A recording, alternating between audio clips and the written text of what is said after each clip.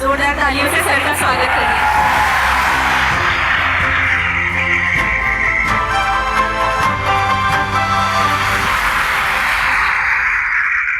भारत माँ का सम्मान है अभिमान, हर भारतवासी की कामना हमारे साहित्य का गौरव गान है। हिंदी हमारी मातृभाषा, हमारी संस्कृति की पहचान है। नमस्कार। यहाँ उपस्थित सभी गणमान्य व्यक्तियों, आदरणीय शिक्षक गणों एवं मेरे साथियों को हिंदी दिवस की हृदयंगम शुभकामनाएं। भारतीय परिषद मिरांडा हाउस की ओर से मैं अभया आज के हमारे इस कार्यक्रम में आप सभी का हार्दिक अभिनंदन करती हूँ। कार्यक्रम को आगे बढ़ाने के लिए अब मैं स्तुति को आमंत्रित करती हूँ। नमस्कार। भारतीय परिषद मिरांडा हाउस की ओर से मैं स्तुति वाजपेयी आप सभी का इस वक्तव्य में स्वागत करती हूँ। आप सभी को हिंदी दिवस की हार्दिक शुभकामनाएं। हमारे आज के व्याख्यान का विषय है बदलते परिदृश्य में हिंदी और हमारे बीच मुख्य अतिथि एवं वक्ता के रूप में उपस्थित हैं वे जो अपने नाम के ही अनुरूप हैं, डॉक्टर विकास दिव्यकीर्ति। चाहता तो बच सकता था, मगर कैसे बच सकता था, जो बचेगा कैसे रचेगा। पूर्णतः सटीक है श्रीकांत वर्मा की ये पंक्तियां जब हम आपके जैसे व्यक्तित्व का परिचय देते हैं। आपका बचपन एवं स्कूली शिक्षा दीक्षा हरियाणा से पूर्ण हुई। आपके पिता हिंदी के प्राध्यापक व माता हिंदी की अध्यापिका रहे, अतः ये कहना गलत नहीं होगा कि हिंदी आपको विरासत में मिली। सन 1990 में आप दिल्ली आए तथा दिल्ली विश्वविद्यालय के जाकिर हुसैन कॉलेज से स्नातक किया। स्नातक पश्चात आपने दिल्ली विश्वविद्यालय से ही हिंदी में परास्नातक तथा एमफिल एवं पीएचडी पूरी की। इसके अतिरिक्त आपने समाजशास्त्र, फिल्म निर्माण, दर्शन, कानून और प्रबंधन आदि बहु विषयों में भी कुशलता प्राप्त की। पठन पाठन की ओर आपकी स्वाभाविक रुचि रही है। आपने अपने व्यवसायिक जीवन की शुरुआत दिल्ली विश्वविद्यालय से हिंदी के प्राध्यापक के रूप में की। भारतीय प्रशासनिक सेवा की परीक्षा को उत्तीर्ण करने की दौड़ में खड़े हजारों विद्यार्थियों के आप आदर्श हैं। सन 1996 में आपने अपने प्रथम प्रयास में ही भारतीय प्रशासनिक सेवा में चयनित होकर गृह मंत्रालय में भारत सरकार के राजभाषा विभाग में डेस्क ऑफिसर का पद संभाला। तत्पश्चात सन 1999 से आपने आधिकारिक रूप से यूपीएससी परीक्षार्थियों को पढ़ाना आरंभ किया एवं लोक प्रचलित संस्था दृष्टि आईएएस की स्थापना की। वर्तमान में आप दृष्टि के प्रबंध निदेशक के रूप में कार्यरत हैं। आपने अपने एक वक्तव्य में कहा था, हिंदी आत्मा की भाषा है। आपके इस कथन से यह तो विदित है कि आपका और हिंदी भाषा का संबंध कितना गहरा है। बचपन से हिंदी भाषी परिवेश में पले बड़े होने के फलस्वरूप आपने हिंदी को हर रूप से आत्मसात किया है। अब मैं आपसे आग्रह करूंगी कि कृपया आप अपने वक्तव्य से हम सभी का ज्ञान बढ़ाएं।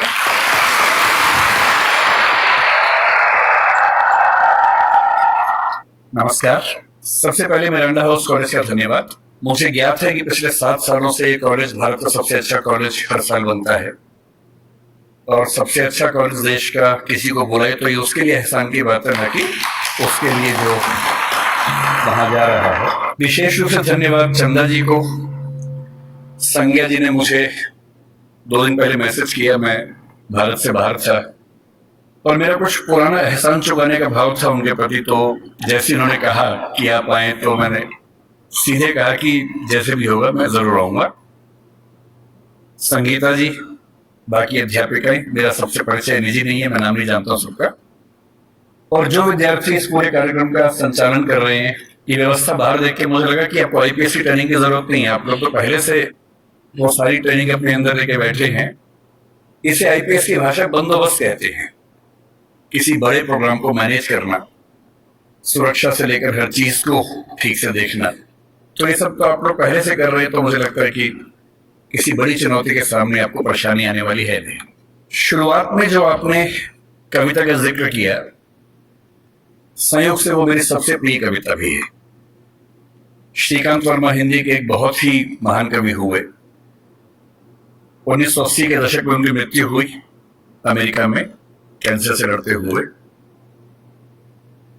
और जो सबसे अच्छी कविता वो लिख के गए और मुझसे कोई पूछे कि मैं क्योंकि साहित्य का व्यक्ति हूं और सैकड़ों कविताएं तो मुझे कम से कम याद होंगी ही, क्योंकि मुझे बड़ा शौक है कविताएं सुनने का, पढ़ने का, याद करने का। और यदि कोई मुझसे पूछे कि मुझे अगर एक कविता चुननी हो जो सबसे गहरे स्तर पर मुझे प्रभावित करती रही है, तो वही कविता है जिससे आज के कार्यक्रम की शुरुआत इस बच्चे ने की। चाहता तो बच सकता था, मगर कैसे बच सकता था, जो बचेगा कैसे रचेगा।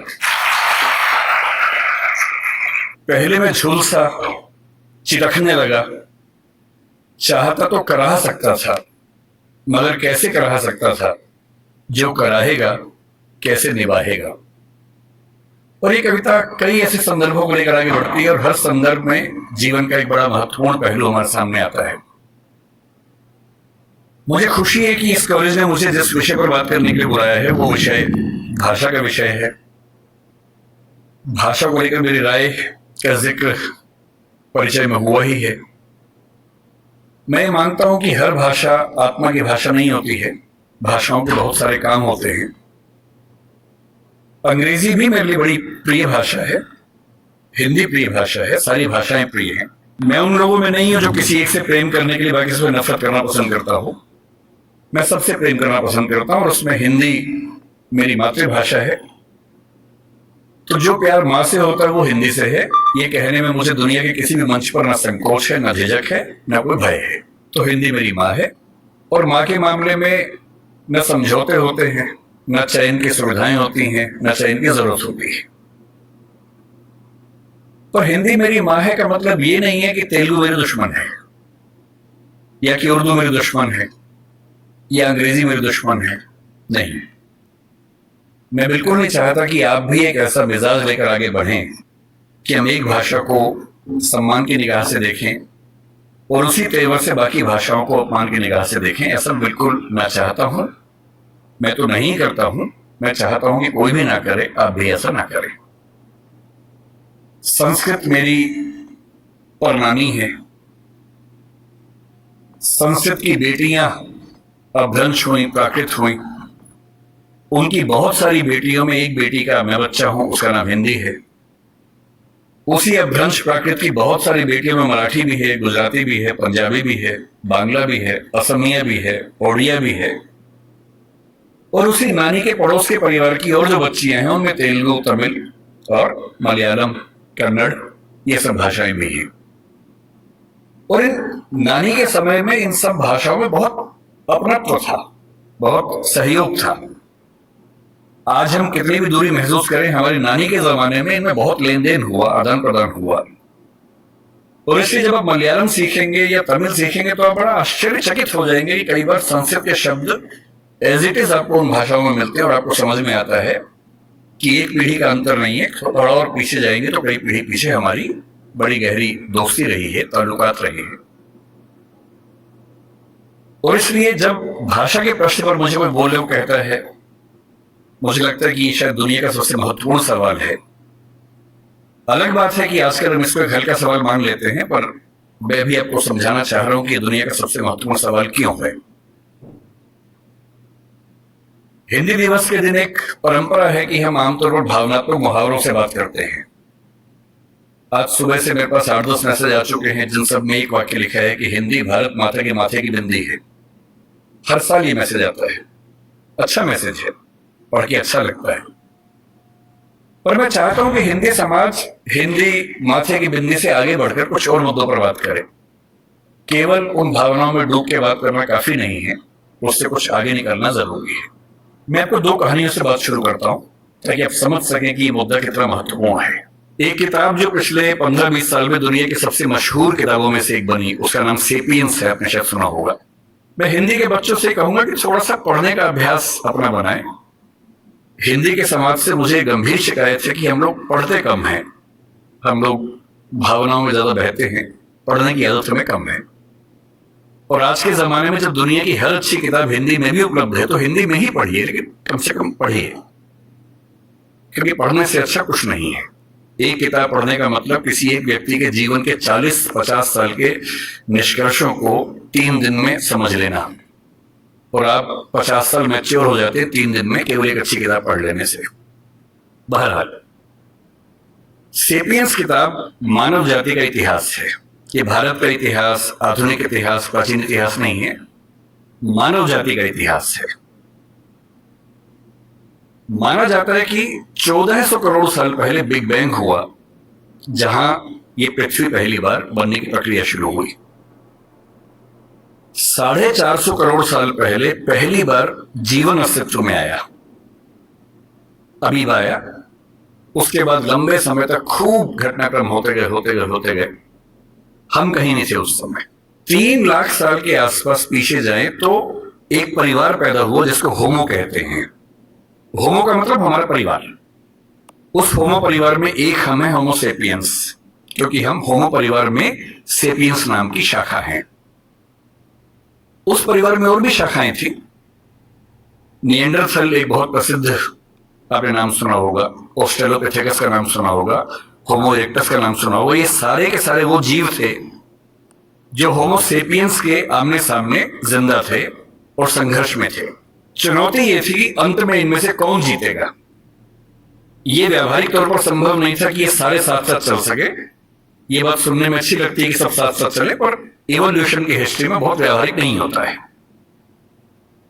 एक सवाल यह भी था कि होमो परिवार का कोई प्राणी क्या चिंपैंजी को, बंदर को, इन सबको हरा पाएगा, क्योंकि उस समय तक ये सारी स्पीशीज लगभग बराबर संघर्ष में चल रही थी। आज से 70,000 साल पहले तक ये सब यूं ही चल रहा था और फिर एक घटना घटी। उस घटना को सेपियंस किताब के लेखक ने, जिनका नाम युवाल नोआ हरारी है, उन्होंने संज्ञानात्मक क्रांति या कॉग्निटिव रेवोल्यूशन का नाम दिया। और ये घटना 40,000 साल तक चलती रही। और इस बात पर बड़ा गहरा विचार किया कि क्या वजह थी कि होमो सेपियंस जिंदा रहा, निएंडरथल मर गया। हम मानते हैं कि निएंडरथल वो है जो यूरोप की आज की जो स्पीशीज है उसका पूर्वज था। ऑस्ट्रेलोपिथेकस मर गया, इरेक्टस मर गया, और जितने परिवार के जंतु थे वो सब मर गए, और होमो सेपियंस इन सबसे कमजोर होने के बावजूद बच गया और इतना सफल भी हो गया। निएंडरथल के बारे में उसने लिखा कि अगर आमने सामने आ जाएं तो निएंडरथल होमो सेपियंस को मार मार के अधमरा कर सकता था, वो इतना ताकतवर था। उसके बाद भी खत्म हो गया। क्यों खत्म हो गया? और तब आता है वो सिद्धांत जो आज की इस डिस्कशन की शुरुआत का बिंदु है। होमो सेपियंस इसलिए जिंदा रहा क्योंकि उसके पास भाषा की क्षमता थी। भाषा की क्षमता बाकियों के पास भी थी, चिंपैंजी के पास भी है, बंदर के पास भी है, पर बंदरों पर खूब प्रयोग हुए। बंदर हो, अन्य स्पीशीज हो, तोता हमसे ज्यादा ध्वनियां बोल सकता है, हमसे ज्यादा। इसके बाद भी तोता सफल नहीं हो पाया क्योंकि वो उतना सोच नहीं पाता है। चिंपैंजी की भाषा, बंदर की भाषा, निएंडरथल की भाषा सीमित भाषाएं थी। वो एक आवाज में पूरा एक वाक्य बोलते थे, और ऐसे प्रयोग आज भी होते हैं। अगर आप जंगलों की आवाजें सुनेंगे तो बंदरों की एक आवाज का मतलब एक पूरा सेंटेंस होता है। जैसे एक आवाज का मतलब है कि शेर आया, जैसे एक बंदर आवाज निकालेगा सारे बंदर पेड़ पर जाएंगे। फिर दूसरी आवाज का मतलब वो शेर चला गया, वो सुन के सब उतर जाएंगे नीचे।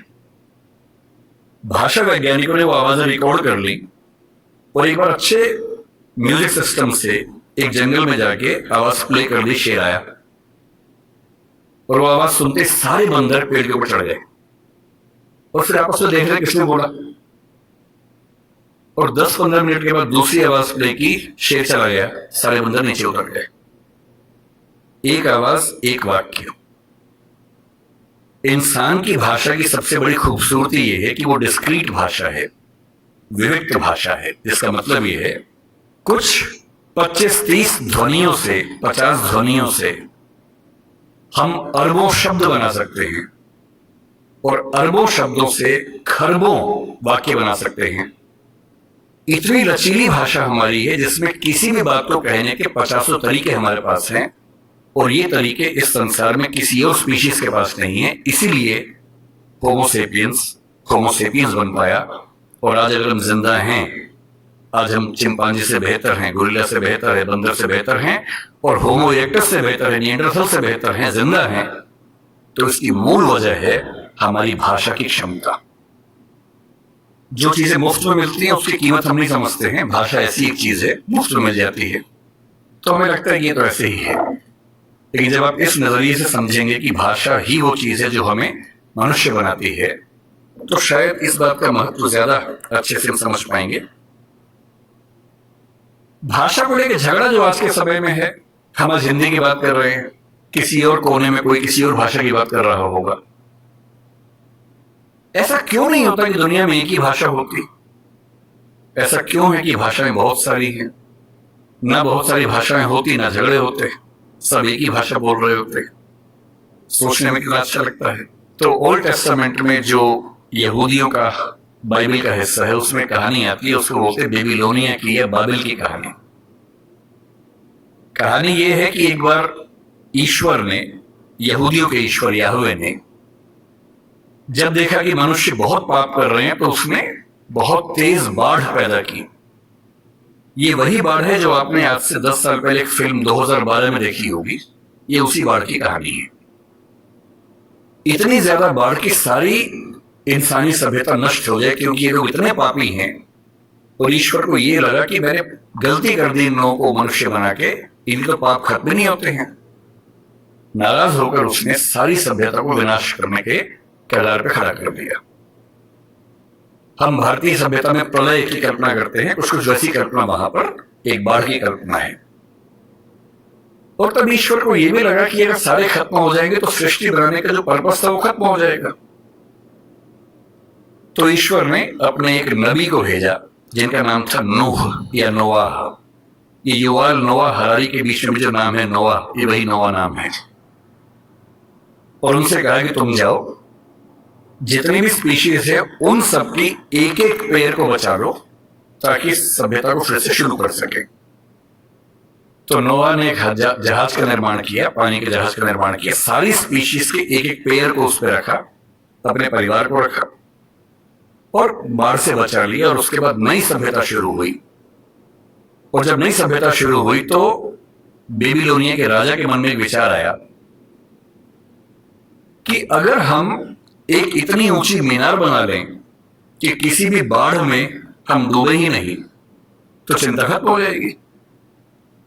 तो बाबेल नाम के स्थान पर, बेबीलोनिया का स्थान था, एक टावर बनना शुरू हुआ। ये बाइबल में जेनेसिस की कहानी है। टावर बनने लगा, काफी ऊंचा बन गया। और बनते बनते ईश्वर को यह लगा कि ये मेरी शान में गुस्ताखी हो रही है क्योंकि मैं बाढ़ ले आऊंगा उससे बचने के लिए, ये मेरे खिलाफ साजिश कर रहे हैं। तो ईश्वर ने क्या किया, एक कमाल कर दिया। उसने उस टावर पर काम करने वाले व्यक्ति और बाकी व्यक्तियों को भाषाओं में बांट दिया ताकि वो एक दूसरे की बात ना समझ सके। और एक कहानी चलती है कि अगर आप चाहते हैं कि सारे मनुष्य एक ना हो तो उनको भाषाओं में बांट दीजिए। और उसके बाद से आज तक सारे मनुष्य आपस में झगड़ा कर रहे हैं।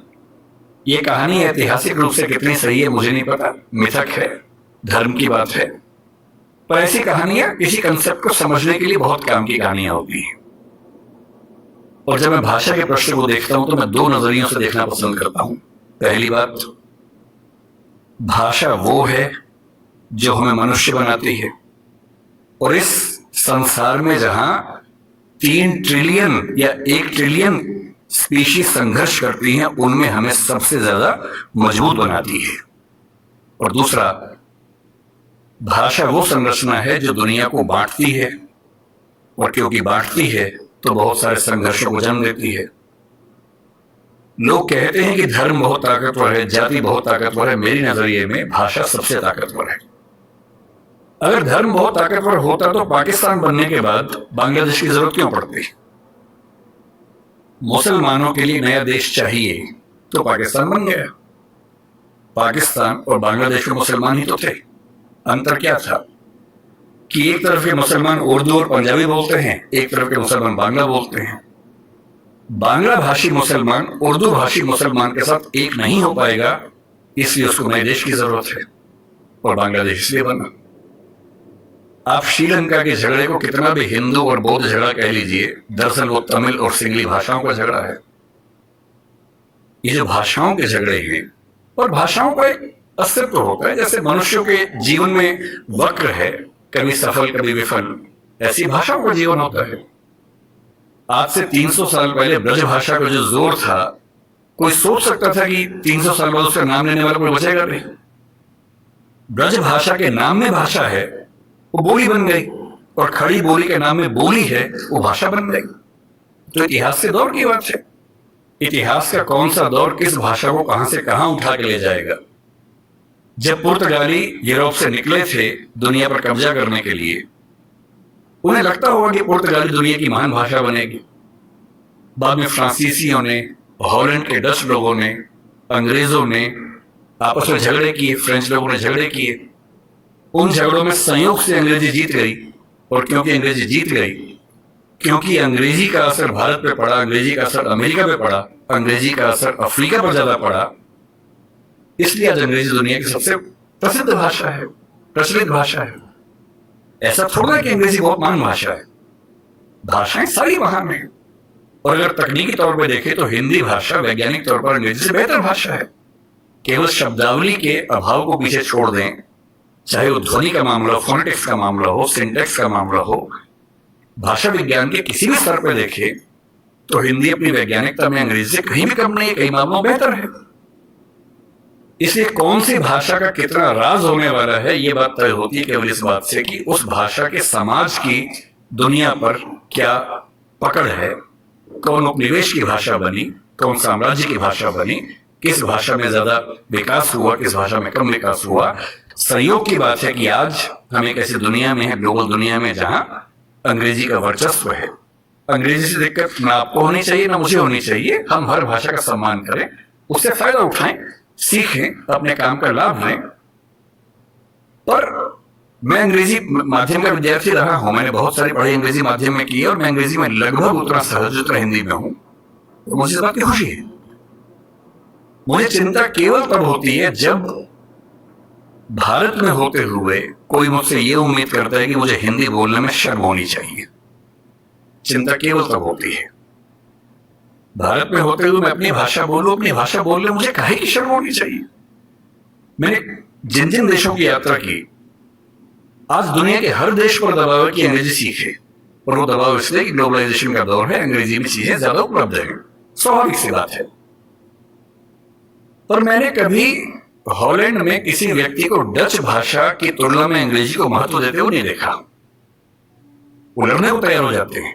आप किसी फ्रेंच व्यक्ति से बात करें, आप इजराइल के किसी व्यक्ति से बात करें, जहां भाषा के सम्मान की बात आएगी वो अंग्रेजी का नाम तक नहीं लेंगे। जहां पढ़ने की बात आएगी, सीखने की बात आएगी, फायदा उठाने की बात आएगी, निश्चित तौर पर सीखेंगे, क्योंकि उस भाषा से उनको फायदा होता है।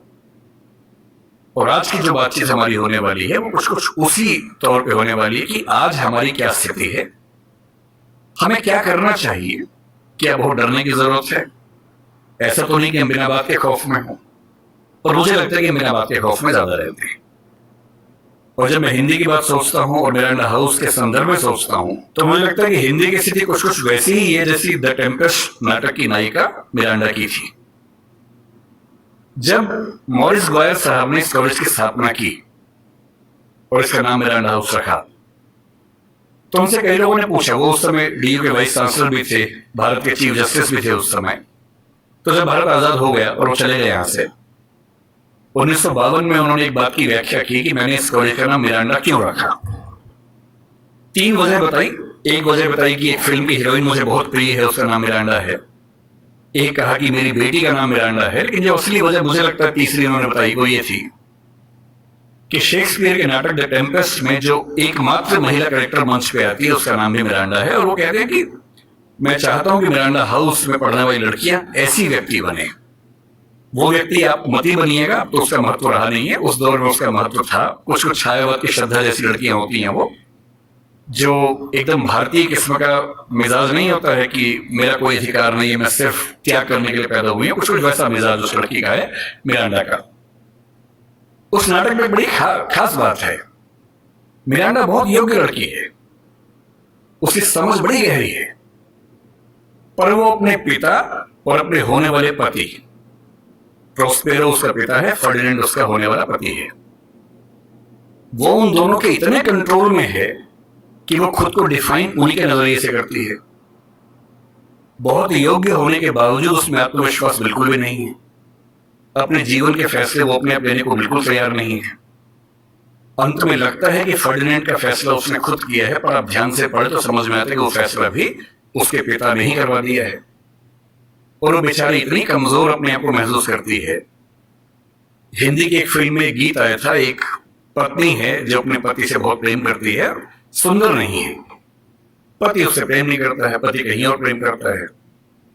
तो वो लड़की, फिल्म का नाम था नसीब अपना अपना, एकदम समझ लीजिए कि मिरांडा ही उसे बोल रही है, एकदम मिरांडा का भारतीय संस्करण है।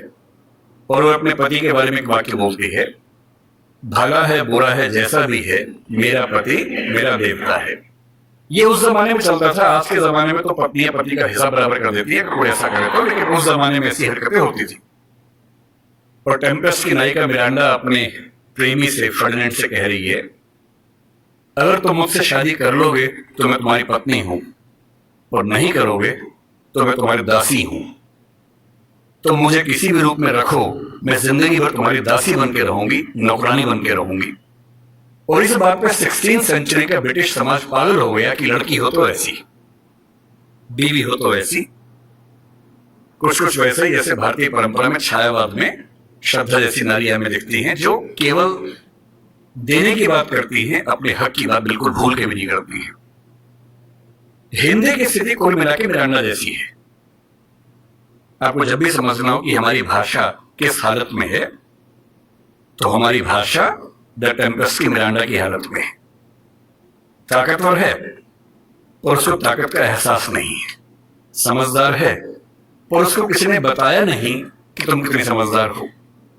खुद फैसले कर सकती है, पर उसके नाम पर फैसले लेने वाले खुद इतने समझदार नहीं है कि उसके महत्व का अनुमान कर सके। अपने ही मठाधीशों से घिरी हुई, अपने ही परिवार के उल जुलूल निर्णय करने वालों की दासी बनी हुई, कुछ कुछ वैसी स्थिति हिंदी की है। मैं ऐसा क्यों कह रहा हूं कि हिंदी बहुत ताकतवर भाषा है, लेकिन हम मेरा बात कर डरते हैं। कुछ उदाहरण से बात समझ लेते हैं। और जब भी कोई आपसे पूछे कि हिंदी का भविष्य क्या है, हमेशा ध्यान रखना है, किसी जटिल प्रश्न का उत्तर एक नहीं होता है, हाँ या ना में नहीं होता है। उसका उत्तर बहुत सारे पहलुओं में होता है। और जब तक आप किसी जटिल प्रश्न को 4-5 सरल प्रश्नों में तोड़ नहीं लेंगे, तब तक उस प्रश्न का उत्तर आप ठीक से दे ही नहीं पाएंगे। इसलिए जब भी कोई आपसे पूछे कि क्या हिंदी का कोई भविष्य है या हिंदी का भविष्य कैसा है, तो हिंदी कोई एक वस्तु नहीं है। हिंदी में बहुत सारी चीजें आती हैं।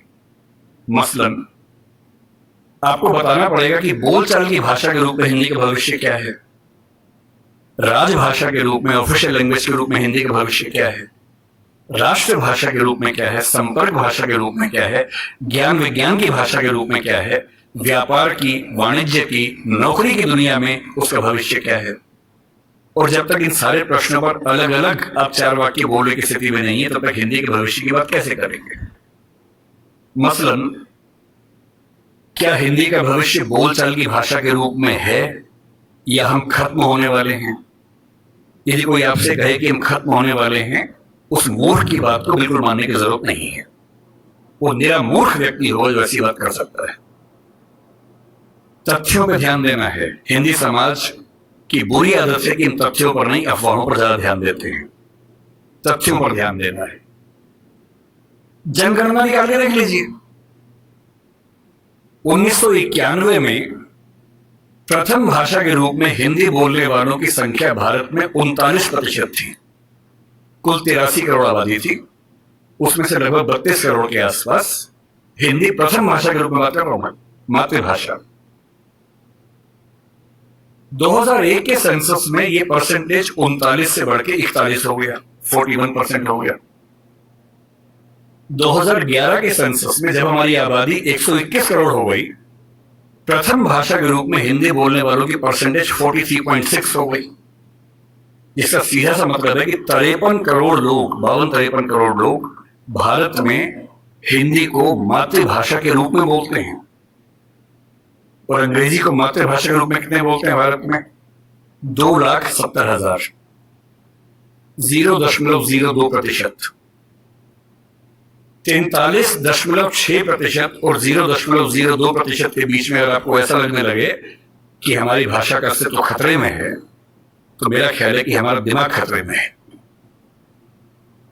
2021 से सेंसस हो नहीं पाया है, अब होगा, उम्मीद है कि 24 में हो जाएगा। हमारी आबादी आज के समय 143 करोड़ की है, अनुमान जो है अगले साल तक 145 के आसपास होनी चाहिए। 145 करोड़ में प्रथम भाषा के रूप में हिंदी बोलने वालों की संख्या अनुमान है कि 45 से 46% अगले साल होने वाली है, और जिसका मतलब यह है कि लगभग मान के चले कि 64 से 66 करोड़ के बीच में मातृभाषा बोलने वाले हिंदी समाज के लोग होने वाले हैं। अगर आपको लगता है कि 65 करोड़ लोगों की मातृभाषा खत्म होने वाली है, तो इससे हास्यास्पद क्या हो सकता है? इसका कोई सवाल ही पैदा नहीं होता, कल्पना भी नहीं करनी चाहिए इस चीज की। फिर सवाल उठता है कि क्या हम दुनिया में बहुत कमजोर हैं? भारत की जनगणना सर्वेक्षण में 31 भाषाओं की बात होती है, दुनिया के सर्वेक्षण में 7,115 भाषाओं की बात होती है। 7,115 भाषाओं में आपको जान के आश्चर्य होगा कि 150 भाषाएं ऐसी हैं जिनको बोलने वालों की संख्या 10 से कम है। कुल 10 व्यक्ति, 5 व्यक्ति बोलते हैं, 6 बोलते हैं, 4 बोलते हैं, 2 बोलते हैं, 1 बोलता है, 10 बोलते हैं। 150 भाषाएं ऐसी हैं। लगभग 5,500 से 6,000 भाषाएं ऐसी हैं जिनको बोलने वालों की संख्या 1 लाख से कम है। और पूरी दुनिया में 800 करोड़ की आबादी में हिंदी का स्थान जानते हैं कौन सा बोलने वालों में? तीसरा स्थान। 7,115 भाषाओं में जो भाषा तीसरे नंबर पे है, उसके बोलने वाले परेशान हैं कि हम खत्म होने वाले हैं। आप उनका हाल सोचिए जो 10 से कम पे चल रहे हैं, जो 1 लाख से कम पे चल रहे हैं, 10 लाख से कम पे चल रहे हैं। और हम दुनिया की पूरी आबादी में 8% से ज्यादा जिस भाषा को बोलने वाले लोग हैं, हमसे ज्यादा केवल अंग्रेजी और मंडारिन 2 ही भाषाएं हैं जो 16 और 14% पे हैं, और हम नंबर 3 8% पे हैं। ना फ्रेंच हमसे आगे, ना स्पेनिश हमसे आगे है, और जितनी भाषाओं का नाम आप जानते हैं वो सब हमसे कोसों पीछे हैं। इसलिए बोलचाल की भाषा, सांस्कृतिक भाषा, सामाजिक भाषा के तौर पर हिंदी पर न खतरा है, न खतरा आने की संभावना है। इसको मन से एकदम निकाल दीजिए, दूर दूर तक निकाल दीजिए। दूसरी बात है कि क्या हम व्यापार की भाषा, व्यवसाय की भाषा, नौकरी की भाषा में सफल हो पा रहे हैं? थोड़ा मुश्किल है, कम हो पा रहे हैं। और मेरे ख्याल से इसकी वजह हमारा एक औपनिवेशिक जो सोचने का तरीका है वो है। मैं हिंदी के पक्ष में इसलिए बिल्कुल नहीं बोलूंगा कि मैं संयोग से हिंदी भाषी क्षेत्र में पैदा हुआ, क्योंकि मेरे पेरेंट्स हिंदी भाषा के अध्यापक रहे। अगर मैं सिर्फ इसलिए हिंदी के पक्ष में बोलूंगा तो ये तो सामान्य बात है, हर व्यक्ति अपनी भाषा के पक्ष में बोलता है। मैं ही बोल रहा हूं। मैं तथ्य पर बात करना पसंद करूंगा, केवल भावनाओं पर नहीं टिकना चाहूंगा। मैंने दुनिया के जितने देश देखे, मैंने किसी देश में मातृभाषा की उतनी बुरी गत नहीं देखी जितनी अपने देश में देखी है। मेरे कुछ परिचित डॉक्टर बनने के लिए रशिया गए पढ़ने के लिए, यूक्रेन गए पढ़ने के लिए। तो मैंने उनसे पूछा, मैंने कैसे पढ़ते हो भाई, वहां कौन सी भाषा पढ़ाते हैं? अंग्रेजी पढ़ाते हैं? बोले नहीं, रशियन में पढ़ाते हैं मेडिकल साइंस। यूक्रेन में यूक्रेन की भाषा पढ़ाते हैं, रशियन मतलब मेडिकल साइंस। जब हर देश में वैसा हाल है। तो मैंने उनसे पूछा कि फिर आप कैसे पढ़ते हैं, आपको तो भाषा नहीं आती है? तो बोले नहीं, वहां का निश्चित सा नियम है कि पहले साल में हमें भाषा सीखनी होती है, फिर अगले 4 साल में उस भाषा में मेडिकल साइंस सीखना होता है। तो मैंने कहा इससे अच्छा वो अंग्रेजी में सिखा दें, आपको अंग्रेजी आती है? बोले नहीं, वहां तो ऐसी बात करने से भी नाराज हो जाते हैं। अपनी भाषा को लेकर बहुत सम्मान करते हैं वो लोग। वहां पढ़ाई की भाषा वही है जो उनके समाज की भाषा है। अंग्रेजी भी है, रिसर्च में है, जहां जरूरत है अंग्रेजी भी है, अंग्रेजी के विभाग है, वो भी एक भाषा के तौर पर है। पर जब उनको अपने यहाँ पढ़ाना होता है तो इंश्योर करते हैं कि वो पढ़ाई उनकी अपनी भाषा में हो।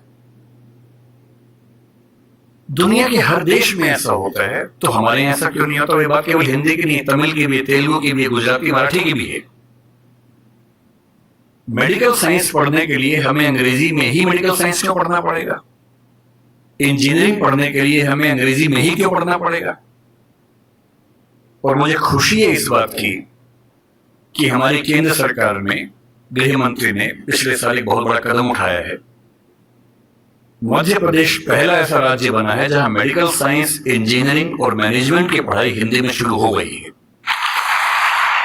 और किताबें भी तैयार हो गई हैं, इंजीनियरिंग की भी, मेडिकल साइंस की भी। ऐसी कौन सी रॉकेट साइंस है इसमें? ऐसा कौन सी आश्चर्य की बात है? एक ही तनाव हो सकता है कि भाई आप जब बात करेंगे टर्म्स की, तकनीकी शब्दों की बात करेंगे, तो तकनीकी शब्दों को आप दूसरी भाषा में आराम से नहीं ला सकते, क्योंकि उस भाषा में उतने शब्द विकसित नहीं होंगे। कोई बात नहीं, आप बीमारियों के नाम, लेबोरेटरी के टेस्ट के नाम वैसे के वैसे अंग्रेजी में स्वीकार कर लीजिए, उसको देवनागरी लिपि में लिख लीजिए, जैसे आप व्हाट्सएप पे लिखते ही होंगे। आप हिंदी भाषा में रोमन मैसेज करते ही हैं, मतलब अंग्रेजी की लिपि में हिंदी लिखते ही होंगे कई बार। तू कहाँ जा रही है, TU के, अब तो आपने वो छोटा कर दिया, KHA कहाँ हो गया उसी में। जा में J से काम चल जाता होगा, RH से रही हो जाता होगा, और H से है हो जाता होगा। इसी को भाषा का अपभ्रंश बनना बोलते हैं, जो आजकल हम नए सिरे से बना रहे हैं। क्या समस्या है? मेडिकल साइंस की पूरी किताब हिंदी में हो और उसमें अंग्रेजी के तकनीकी शब्दों का इस्तेमाल वैसा का वैसा हो, उसमें क्या परेशानी है? और जब भाषा हम सीखते हैं, आपको आश्चर्य होगा, मैं फिर कह रहा हूं, मैं तथ्यों की बात करूंगा, रिसर्च की बात करूंगा, भावनाओं की बात नहीं करूंगा। दुनिया में स्थापित सिद्धांत है, यूनेस्को पीछे पड़ा हुआ इस चीज के लिए। दुनिया में स्थापित सिद्धांत है कि कोई भी बच्चा दुनिया का जितनी आसानी से अपनी भाषा में सीख सकता है, दूसरी भाषा में सीख ही नहीं सकता। इसमें एक्सपेरिमेंट्स हुए बहुत सारे। जो लेटेस्ट एक्सपेरिमेंट्स है उनमें से एक आप सर्च कीजिएगा, इथियोपिया में 1994 में एक्सपेरिमेंट हुआ। वो जो करने वाले नाम है, उनका व्यक्ति का नाम इरेद सईद ऐसा कुछ नाम है, बहुत प्रसिद्ध। आप इथियोपिया 1994 मदर टंग इतना करके सर्च कर लीजिए, तुरंत सामने आ जाएगा।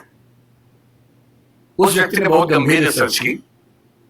1994 में इथियोपिया ने, जो कि एक अफ्रीकन देश है, क्या किया, एक नियम बनाया कि हमारे सारे स्कूलों में प्राथमिक शिक्षा हमारी भाषा में दी जाएगी, और चौथी क्लास के बाद हम बच्चों को अंग्रेजी में शिफ्ट करेंगे। दो ऑप्शन से, एक ये कि बचपन से अंग्रेजी पढ़ाएं, एक चौथी क्लास के बाद अंग्रेजी में शिफ्ट कर दें, क्योंकि उच्च शिक्षा के मामले में अंग्रेजी ज्यादा कारगर भाषा थी, वहां भी थी, यहां भी थी, आज भी है कई मामलों में। इतना ही चेंज किया कि नर्सरी से नहीं पढ़ाएंगे, चौथी क्लास तक पढ़ाएंगे अपनी भाषा में, अंग्रेजी में हल्का फुल्का सिखाते रहेंगे, और जब अंग्रेजी में एक ठीक ठाक स्तर आ जाएगा फिर मीडियम चेंज कर देंगे। वो रिसर्च आज की दुनिया में एजुकेशन साइंस की सबसे प्रामाणिक रिसर्च मानी जाती है, और वो साबित करती है कि बच्चों की अटेंडेंस बढ़ने से लेकर, बच्चों की समझदारी बढ़ने से लेकर, बच्चों की जिज्ञासा बढ़ने से, बच्चों की पढ़ाई में रुचि बढ़ने से लेकर, और बच्चों की अपने परिवार, अपने समाज, अपने संस्कृति के साथ लगाव बढ़ने के स्तर तक, हर मामले में मातृभाषा में पढ़ाई करने से बेहतर स्थितियां बनी। मैं फिर कह रहा हूं, ये बात हिंदी की नहीं है, ये मराठी की भी है, तेलुगु की भी है, तमिल की भी है। मुझे दया आती है उन बच्चों पर, जिनमें मेरा बच्चा भी शामिल है। मैं भी उसी समाज की पैदाइश हूं, उसी समाज के दबाव मुझ पर भी काम करते हैं, और ये रिसर्च मैंने संयोग से अपने बच्चे की प्राथमिक शिक्षा के बाद पढ़ी। पहले पढ़ी थी, तब भी मैं क्या करता, दिल्ली में आपको एक बेचा स्कूल मिलेगा नहीं जो मातृभाषा पढ़ाता हो। एक ऐसा माहौल है, मुझे दया आती है उन बच्चों पर। वो घर में जब 9-10 महीने के होते हैं या 3 साल के जब होते हैं, तब वो स्कूल जाना शुरू करते हैं। 2.5 साल का बच्चा अपनी भाषा में कॉम्प्लेक्स सेंटेंसेस बनाना सीख जाता है अपने आप, बिना एक शब्द भी पढ़े लिखे। आप घरों में देखिए छोटे बच्चों को, अच्छे से वाक्य बोलेंगे, और 2.5 साल का बच्चा तो नए वाक्य बनाने लगता है, वो भी जटिल वाक्य, सरल वाक्य नहीं। उस बच्चे की इतनी गहरी पकड़ एक भाषा में हो चुकी है, एक भी दिन स्कूल नहीं गया है। और इसलिए मातृभाषा का अध्यापन जब स्कूल में होता है, टीचर को पता होता है कि बच्चे को भाषा पहले से आती है, इसे दुरुस्त करना है, सिखाना नहीं है जीरो से। और वो बच्चा बड़े अच्छे मूड से स्कूल गया, उसने मम्मी को टाटा किया, स्कूल जाके पता लगा टाटा नहीं बोलना, बाय बोलना है। उसकी दुनिया खिसक जाती है उसके पैर के नीचे से। वहां उसे पता लगता है कि भिंडी नहीं है, ये लेडी फिंगर है। तुम जो लाए हो आलू नहीं है, पोटैटो है। रोटी नहीं है, ब्रेड है। ठीक है, ब्रेड तो वो होती नहीं, वो सब ब्रेड्स होती हैं। समोसा है ही नहीं इंग्लिश में, उसको पता लगा कि होता ही नहीं है तो। और वो बेचारा एक अजीब सी कश्मकश में है। उसे अपनी भाषा में सीखना था कि जीरो क्या होता है, संख्या क्या होती है, एक क्या होता है। उसे अपनी भाषा में सीखना था कि सरकार क्या होती है, दुनिया क्या होती है, चलती कैसे है। उसे सीखना पड़ रहा है कि पहले ये समझो कि दुनिया नहीं वर्ल्ड होता है। अब उसकी आधी से ज्यादा ऊर्जा वर्ल्ड पे अटकी हुई है और बाकी बची खुची ऊर्जा से वो समझ रहा है कि वर्ल्ड होता क्या है। उसकी आधी ऊर्जा लगी नंबर, शब्द याद करने में, ना कि ये समझने में कि संख्या क्या होती है, नंबर क्या होता है। एक अजीब सी साजिश दुनिया भर में चल रही है कि दुनिया के हर बच्चे को उसकी मातृभाषा से बचपन में ही वंचित कर दो। उसे एक ऐसी भाषा में सिखाओ जहां उसके लिए वो भाषा सीखना अपने आप में चैलेंज हो। और इसलिए आप देखेंगे कि अगर ज्ञान की दुनिया में दुनिया भर की भाषाओं के आम आदमी शिरकत नहीं कर पा रहे हैं, गलती से भी ये मत सोचिएगा कि दिमाग वाले लोग बहुत कम होते हैं और वही आगे बढ़ते हैं। दिमाग वाले अधिकांश लोगों को बचपन में ही खत्म कर देने की साजिश दुनिया भर में चल रही है। और जो अपनी भाषा में पढ़ ही नहीं पाएगा वो कैसे आगे बढ़ेगा, कैसे सीखेगा। मैंने 10वीं क्लास तक हिंदी माध्यम से पढ़ाई की है, उसके बाद अंग्रेजी सीखी है, ठीक से सीखी है। अंग्रेजी मुझे कहीं कोई समस्या नहीं आती है, इसमें क्या कोई परेशानी है। मैं आज भी अपनी भाषा में गीत सुनने में ज्यादा खुश होता हूँ। मुझे फिल्म देखने में हिंदी में पसंद करता हूँ, नाटक देखना हो हिंदी पसंद करता हूँ, मजाक करना हो हिंदी में पसंद करता हूँ, पढ़ना हो कोई ऐसा विषय जो हिंदी में नहीं है तो इंग्लिश में पढ़ता हूँ, इसमें क्या परेशानी है। लेकिन मुझे कोई बचपन से ही मजबूर करे कि मुझे दूसरी भाषा में, संयुक्त से अंग्रेजी, एक फ्रेंच भी हो सकती थी, पुर्तगाली भी हो सकती थी, जो जीत जाता उसकी भाषा में ढो रहे होते। ज्ञान विज्ञान की दुनिया में मेरा निजी विश्वास है इस वर्चस्व को तोड़ना बहुत जरूरी है। हम हिंदी में हजारों शब्द क्रिएट नहीं कर पाएंगे 2 दिन में, सही बात है, मुश्किल है। और हमें इतना शुद्धतावादी या प्यूरिटन होने की जरूरत नहीं है कि हम सारे शब्द अपने ही गढ़ेंगे। हम तो इंटरनेट को अंतर्जाल ही बोलेंगे, हम कंप्यूटर को संगणक ही बोलेंगे, तो आप अकेले ही बोलते रहेंगे, मैं पूछेगा नहीं आपको। जो शब्द अंग्रेजी के प्रसिद्ध हो गए उनको मान लीजिए। जापानी भाषा का शब्द है रिक्शा, अब लोग रिक्शा में घूमते हैं। कभी आपने कहा कि रिक्शा को मैं नरयान बोलूंगा, कभी लोग बोलते हैं नरयान, कि मनुष्य द्वारा चलने वाला एक विमान या वाहन। क्या बकवास है। अरे जो शब्द जिस भाषा से आया, प्रसिद्ध हो गया, अपना लीजिए उस शब्द को। और उसके बाद भाषा में असली समस्या शब्द नहीं होती है। भाषा विज्ञान में एक होता है जिसको मॉर्फोलॉजी कहते हैं, एक सिमेंटोलॉजी होता है, लेकिन जो सबसे महत्वपूर्ण स्ट्रक्चर है सिंटैक्स है। सिंटैक्स का मतलब है वाक्य का निर्माण कैसे होता है, शब्दों का क्रम कैसे तय होता है। किसी नई भाषा को सीखने में सबसे बड़ी मुश्किल आती है सिंटैक्स सीखने में। आप हिंदी भाषा के सिंटैक्स में अंग्रेजी के शब्दों को शामिल कर लेंगे, रत्ती भर समस्या नहीं आएगी। और इसलिए जिसको हम कहते हैं कि अंग्रेजी माध्यम है और हिंदी माध्यम है, कहने की बातें हैं। मैं अंग्रेजी माध्यम में बच्चों को खूब पढ़ाता हूँ, 8-8 घंटे दिन में पढ़ाता हूँ। और वहां भी देखता हूं कि जैसे कोई मुश्किल कंसेप्ट आता है, जब तक अंग्रेजी में पढ़ाने के बाद हिंदी में भी ना समझा दूं, उनके चेहरे पर 12 बजे रहते हैं।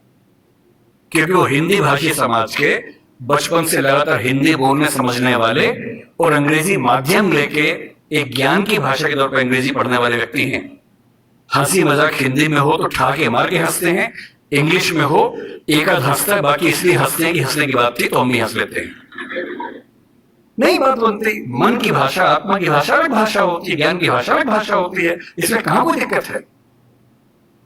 और इसलिए मैं आपसे कहना चाहता हूं कि ज्ञान विज्ञान की भाषा के तौर पर, व्यवसाय की भाषा के तौर पर जबरदस्ती एक वर्चस्व का दौर चल रहा है, जो खत्म होना चाहिए। मुझे खुशी है कि हमारी वर्तमान सरकार इस मामले में मैं किसी राजनीतिक दल से ताल्लुक नहीं रखता हूं, मुझे ना सरकार का समर्थक माना जाए ना विरोधी माना जाए, क्योंकि मैं सच में दूरी बना के रखता हूं, बहुत दूर बना के रखता हूं। मैं मुद्दों पर तारीफ करता हूं, मुद्दों पर आलोचना करता हूं। भाषा के मामले में वर्तमान सरकार बेहतर काम कर रही है, ये सही बात है। कई स्तरों पर हमने देखा है। मेडिकल साइंस मध्य प्रदेश से शुरू हुआ, एक ही साल में एमपी में, यूपी में, उत्तराखंड में शुरू भी हो गया। और मैं कई साल से सोचता था कि मेडिकल साइंस में ऐसा क्या है जो हिंदी में नहीं पढ़ सकते। सोचिए, डॉक्टर बनने के बाद करना क्या आपको डॉक्टर बन के आम आदमी का इलाज करना है। भारत के आम आदमी की हालत क्या है? डॉक्टर के पास जाता है, उसको एक वाक्य समझ में नहीं आता है। डॉक्टर 4 लाइन इंग्लिश के बोलता है, कुछ मुश्किल शब्द बोलता है, तो वो मान लेता है कि ज्ञानी आदमी ठीक बोल रहा होगा। उसे अपनी हेल्थ के बारे में एक वाक्य ठीक से समझ में नहीं आता है। किसी विकसित देश में चले जाइए, डॉक्टर की जिम्मेदारी होती है कि जब तक मरीज सारी बातों को ठीक से न समझ ले तब तक इलाज शुरू नहीं कर सकता है। हमारे देश में भाषा का अंतर ऐसा है कि मरीज अपनी बीमारी को ठीक से कभी समझ ही नहीं पाता है। ऑपरेशन तक की सहमति ले लेते हैं अंग्रेजी बोल के, वो समझ नहीं पा रहा होता, हाँ तो हो गया, साइन कर, हाँ साइन कर दिया। उसमें क्या लिखा हुआ है कि तुम्हारा ऑपरेशन करेंगे तो मर भी सकते हो, मर गए तो तुम्हारी जिम्मेदारी है। पता ही नहीं इस बेचारे को। क्यों भारत के हर डॉक्टर, तमिलनाडु का डॉक्टर तमिल में क्यों ना बात करे पेशेंट के साथ, कर्नाटक का डॉक्टर कन्नड़ में बात करे, हिंदी का डॉक्टर हिंदी में बात करे, और अंग्रेजी मातृभाषा वाले जो 2,70,000 लोग हैं उनके लिए कुछ डॉक्टर इंग्लिश में रख लीजिए। डॉक्टर की भाषा तो समाज की भाषा होनी चाहिए, यही कानून के साथ है। हमारी जुडिशरी इतना जबरदस्त जुडिशियल फ्रीडम, जुडिशियल इंडिपेंडेंस, संविधान का मूल ढांचा है, सब बातें बढ़िया है। पर जिस देश की आबादी में 2,70,000 लोग अंग्रेजी मातृभाषा वाले हों, उस देश का सुप्रीम कोर्ट सारे निर्णय अंग्रेजी में ही देगा, ये कहां का लोकतंत्र है? यहां आपका जो जुडिशियल इंडिपेंडेंस है या जुडिशियल रिस्पॉन्सिबिलिटी है वो कहां से ली जाती है? उस समय आपके सुप्रीम कोर्ट में मधु लिबिया नाम के व्यक्ति जिद करते हैं कि मैं हिंदी में अपनी बात रखूंगा, आप उनको परमिशन देने के बाद नकार देते हैं कि हमसे गलती हो गई, ऐसा नहीं कर सकते हैं। मेरे देश में, मेरे सुप्रीम कोर्ट में अपनी भाषा में आप बोल भी नहीं सकते। आप 28 राज्यों में से केवल 4 राज्यों में हिंदी में हाई कोर्ट में बात करने की परमिशन देते हैं। पर लोकतंत्र का मतलब क्या होता है? कुछ गिने चुने एलिट्स के हिसाब से जनता अपनी भाषा बदलेगी या जनता की भाषा से प्रशासक भाषा बदलेंगे अपनी? अगर लोकतंत्र है तो लोकतंत्र में जनता की भाषा ही केंद्र में होनी चाहिए, कोई और भाषा केंद्र में कैसे हो सकती है? पर हम लोग इतने आदी हो चुके हैं, हम स्लेव मेंटेलिटी के इतने अभ्यस्त हो चुके हैं कि हम ये प्रश्न कभी नहीं करते। हमारे सुप्रीम कोर्ट के चीफ जस्टिस या कोई जज हिंदी में क्यों नहीं बात कर पाते? और नहीं कर पाते, मैं फिर बार बार कह रहा हूं, मामला सिर्फ हिंदी का नहीं।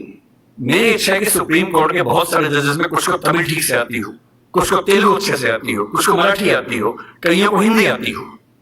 और बेंच का फैसला करते हुए ये भी एक पॉइंट ध्यान में रखा जाए कि मामला कहां का है और उस मामले में ऐसे जज को प्राथमिकता मिले जो उस भाषा को जानता हो, ताकि केस मेरा है, मुझे हिंदी आती है, मेरा वकील अंग्रेजी में कुछ कुछ बोला, जज ने कुछ कुछ बोला, फैसला हो गया, मुझे पता ही नहीं कि क्या हुआ, और एकदम पुलिस आगे मुझे ले गई और मैं परेशान हूं कि हुआ क्या।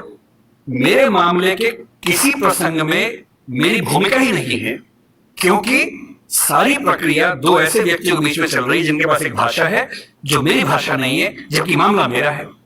और कहने को लोकतंत्र है। ये लोकतंत्र नहीं है, ये भाषा के स्तर पर तानाशाही है, बुरी चीज है।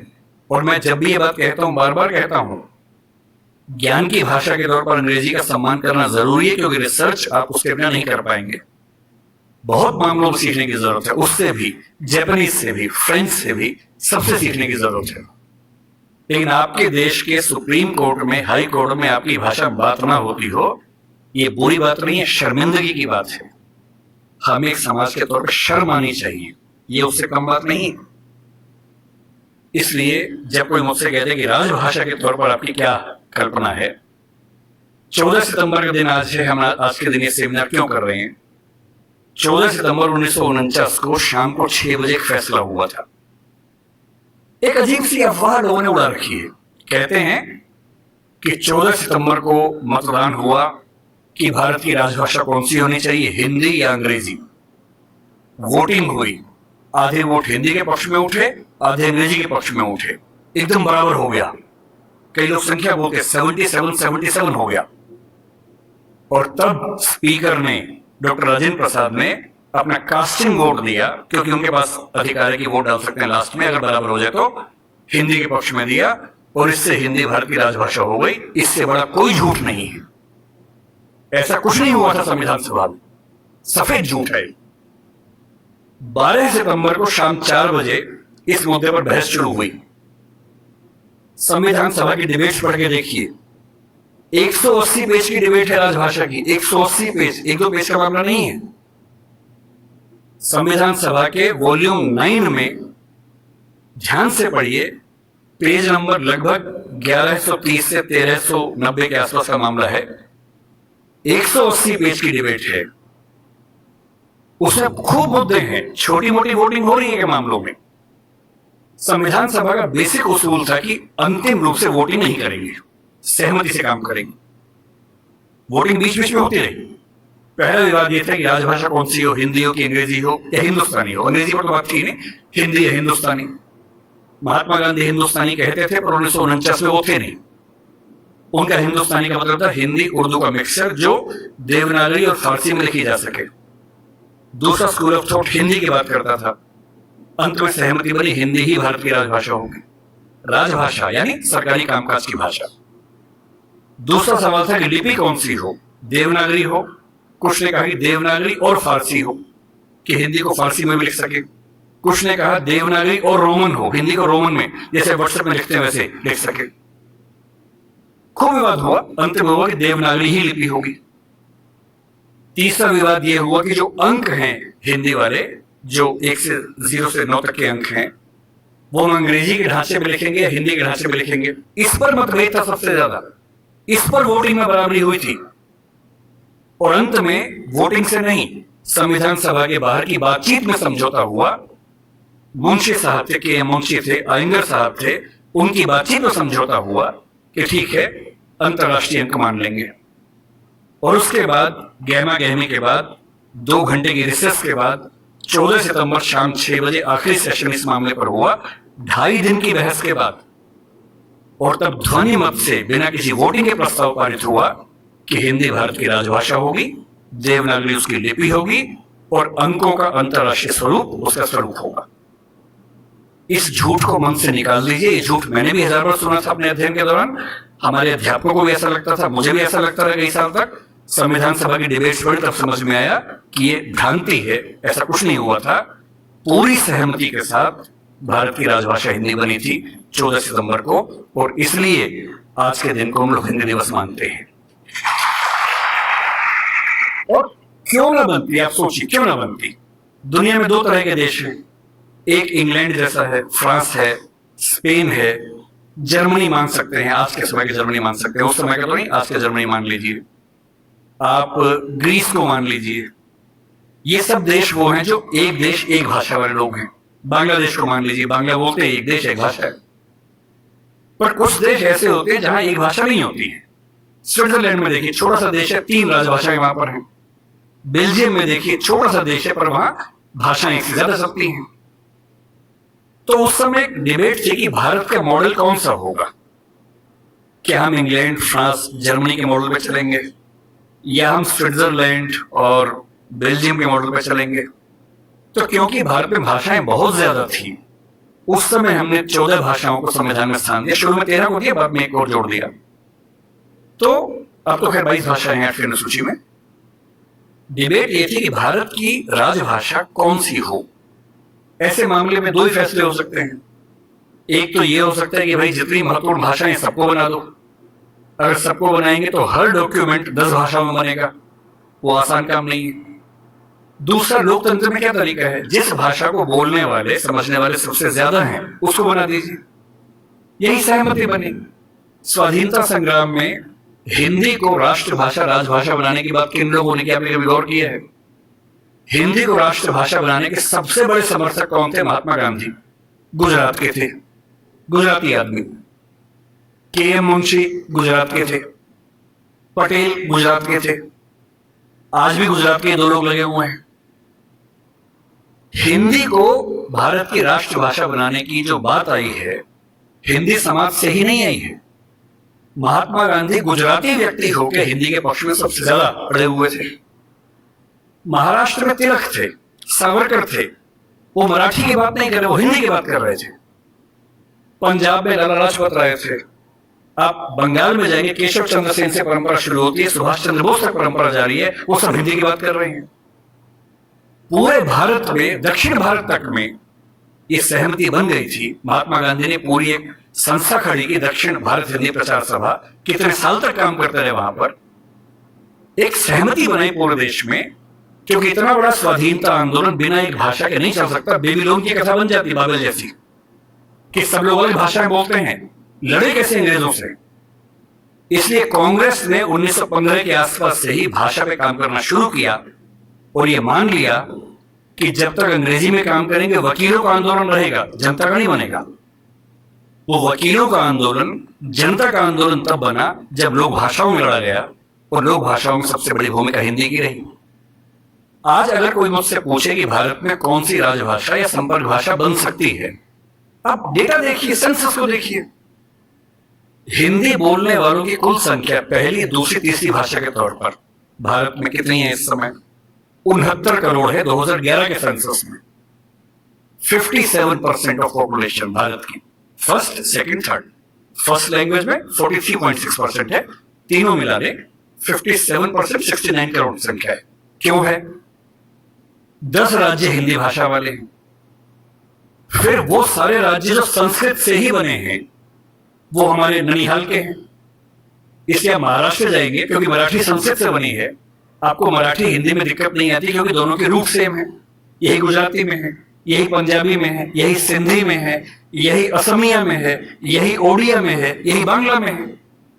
ये 7 राज्यों की भाषाएं संस्कृत के रूट से बनी हुई है, इसलिए हमारी रूट सेम होने से दिक्कत नहीं आती है। केवल दक्षिण भारत की 4 भाषाएं मुख्य रूप से, और उत्तर पूर्व की, असम के आगे की भाषाएं। उत्तर पूर्व में भी आप अरुणाचल प्रदेश जाइए, हिंदी में कहीं कोई दिक्कत नहीं है। अरुणाचल प्रदेश में बड़ा आश्चर्य की बात है कि हिंदी सब बोलते हैं। अंडमान निकोबार जाइए, हिंदी सब बोलते हैं, वहां पर कहीं कोई समस्या नहीं। हैदराबाद में हैदराबादी हिंदी चलती है। मुंबई मराठी क्षेत्र होकर हिंदी का गढ़ बना हुआ है। और जो दक्षिण के 4 राज्य हैं, उनमें भी, क्योंकि 10वीं क्लास तक हिंदी आमतौर पर स्कूल में पढ़ाई जाती है, तमिलनाडु में कुछ गांवों को छोड़ देंगे, मैं पूरा भारत ठीक से घुमा हुआ है, और मुझे आज तक हिंदी से काम चलाने में दिक्कत नहीं आई। 69 करोड़ की आबादी 121 करोड़ में से आज 145 करोड़ हैं। ये संख्या मिनिमम आप मान के चलिए कि 75 करोड़ के आसपास होने वाली, 80 करोड़ होने वाली है। इस 69 करोड़ अगर 2011 की बात मान लो, तो तुलना में कौन है? नंबर 2 पर कौन आता है? बांग्ला। हिंदी में कितना है? 57% है। बांग्ला में कितना है? 9% है। आप किसे बनाएंगे राजभाषा भारत की? संपर्क भाषा किसे बनाएंगे? 57% के बाद सीधा 9% है। नंबर 3 पे मराठी आती है, अभी आ गई है। पहले नंबर 3 पे तेलुगु थी, अब मराठी आ गई है। कितना है? 8.7% है। नंबर 4 पर तेलुगु है, 8% के आसपास है। यानी एक भाषा बोलने वाले 57% हैं। नंबर 2 वाले 9, 8.7, 8, 6, 4, 3। क्या लोकतांत्रिक तरीके से कोई कंपटीशन बनता है किसी तरह का? और संपर्क भाषा संविधान लिखे या ना लिखे, संविधान में लिखा भी नहीं है। संविधान में कहीं नहीं लिखा कि भारत की संपर्क भाषा कौन सी है, ना लिखा है भारत की राष्ट्रभाषा कौन सी है, केवल लिखा है भारत की राजभाषा कौन सी है। 14 सितंबर को हुआ था, उस समय आर्टिकल 301 था, लेकिन जब संविधान फाइनल हुआ तो आर्टिकल 343 से 351 तक का हिस्सा जो अंतिम प्रारूप संविधान का बना, उसमें राजभाषा का भाग 17 है, जो प्रारूप में भाग 14 था। इसलिए हमें डरने की जरूरत नहीं है। हम स्वाभाविक तौर पर भारत के भाषा के डेमोग्राफी के नक्शे में सबसे बुलंद आवाज हैं, तो हमारी आवाज की पहचान होनी चाहिए। हमें खौफ किस बात पर होना चाहिए? क्यों मिरांडा बनने की जरूरत है भाई? अपने धौस में रहिए, आत्मविश्वास से भर के रहिए। और इसलिए आप भारत में कहीं चले जाइए, भारत का हर ऑटो वाला, टैक्सी वाला अपनी भाषा और काम चलाओ हिंदी जानता है, क्योंकि उसको पता है कि भारत में काम करने के लिए बहुत मुफीद है, सहज है कि हिंदी आ गई तो अब सबसे काम चला लेते हैं और इसे हिंदी संपर्क भाषा बनती है। राष्ट्रभाषा की पदवी संविधान में नहीं है। हमें उसकी ऐसी जिद नहीं करनी चाहिए क्योंकि हम पर एक आरोप है, हमें उससे बचना चाहिए। हमें भाषा का सम्मान करना है, दूसरी भाषाओं का अपमान नहीं करना है। हमें भाषा के लिए संघर्ष उस तरह से नहीं करना कि सबको काट देंगे, मार देंगे। हमें ये नहीं कहना कि अंग्रेजी खत्म करो, तेलुगु खत्म करो, तमिल खत्म करो, नहीं, सबके साथ रहना है। जैसे संसदीय व्यवस्था में प्रधानमंत्री सारे मंत्रियों के बराबर किंतु उनसे एक पायदान ऊपर होता है क्योंकि वो डिवीजन करता है, ठीक वैसे भारत की सारी भाषाएं राष्ट्रीय भाषाएं। तमिल भी राष्ट्रभाषा है भाई, तेलुगु है, मराठी है, कन्नड़ है, असमी है, सब राष्ट्रभाषाएं हैं। इन सब में सबसे ज्यादा हमारी भाषा बोली जाती है, तो सिंबॉलिकली हम थोड़े ज्यादा राष्ट्रभाषा है क्योंकि पूरा राष्ट्र हमें समझ पाता है। और जिस दिन आपने ये तेवर अपना हटा लिया, अभी तेवर क्या है, आप बीच बीच में बाकी भाषाओं के खिलाफ खड़े हो जाते हैं, बड़ा खराब लगता है। अगर आप दक्षिण भारत की भाषाओं का विरोध करेंगे और फिर कहेंगे कि वो हिंदी सीखे, कोई मजाक है क्या? आत्मसम्मान क्या केवल हम में होता है, उनमें नहीं होता है? एक भी व्यक्ति का आत्मसम्मान बिल्कुल भी प्रभावित ना हो, अगर इस तेवर के साथ अपनी भाषा को आगे लेके बढ़ेंगे तो भाषा आगे बढ़ेगी। हिंदी को संविधान सभा ने और संसद ने कम बढ़ाया है, शाहरुख खान ने ज्यादा बढ़ाया है, अमिताभ बच्चन ने ज्यादा बढ़ाया है, और आज की दुनिया में तेवर बदला है, उसका जिक्र भी करता हूं। इसलिए अगर आप चाहते हैं कि हिंदी सच में राष्ट्रभाषा बने, राष्ट्रभाषा संविधान में कोई शब्द नहीं है। गुजरात हाईकोर्ट ने 2010 में स्पष्ट निर्णय दिया है कि राष्ट्रभाषा की धारणा भारतीय संविधान में कहीं नहीं है। राष्ट्रभाषा होती है राष्ट्र की आत्मा की भाषा, और आत्मा की भाषा संविधान से नहीं बनती है, आत्मा से बनती है, बातचीत से बनती है, संवाद से बनती है, सहमति से बनती है। अगर आप सच में चाहते हैं कि तमिलनाडु, केरल, आंध्र प्रदेश, तेलंगाना, कर्नाटक, नागालैंड, त्रिपुरा, मिजोरम, मेघालय के लोग हिंदी सीखें, तो बड़े होने का फर्ज निभाइए, आगे बढ़ के उनकी भाषा सीखिए। इसी को त्रिभाषा फार्मूला कहा गया था, 1948 में पहली बार कहा गया था, और बेल्जियम और स्विट्जरलैंड से ही प्रेरणा ली गई थी।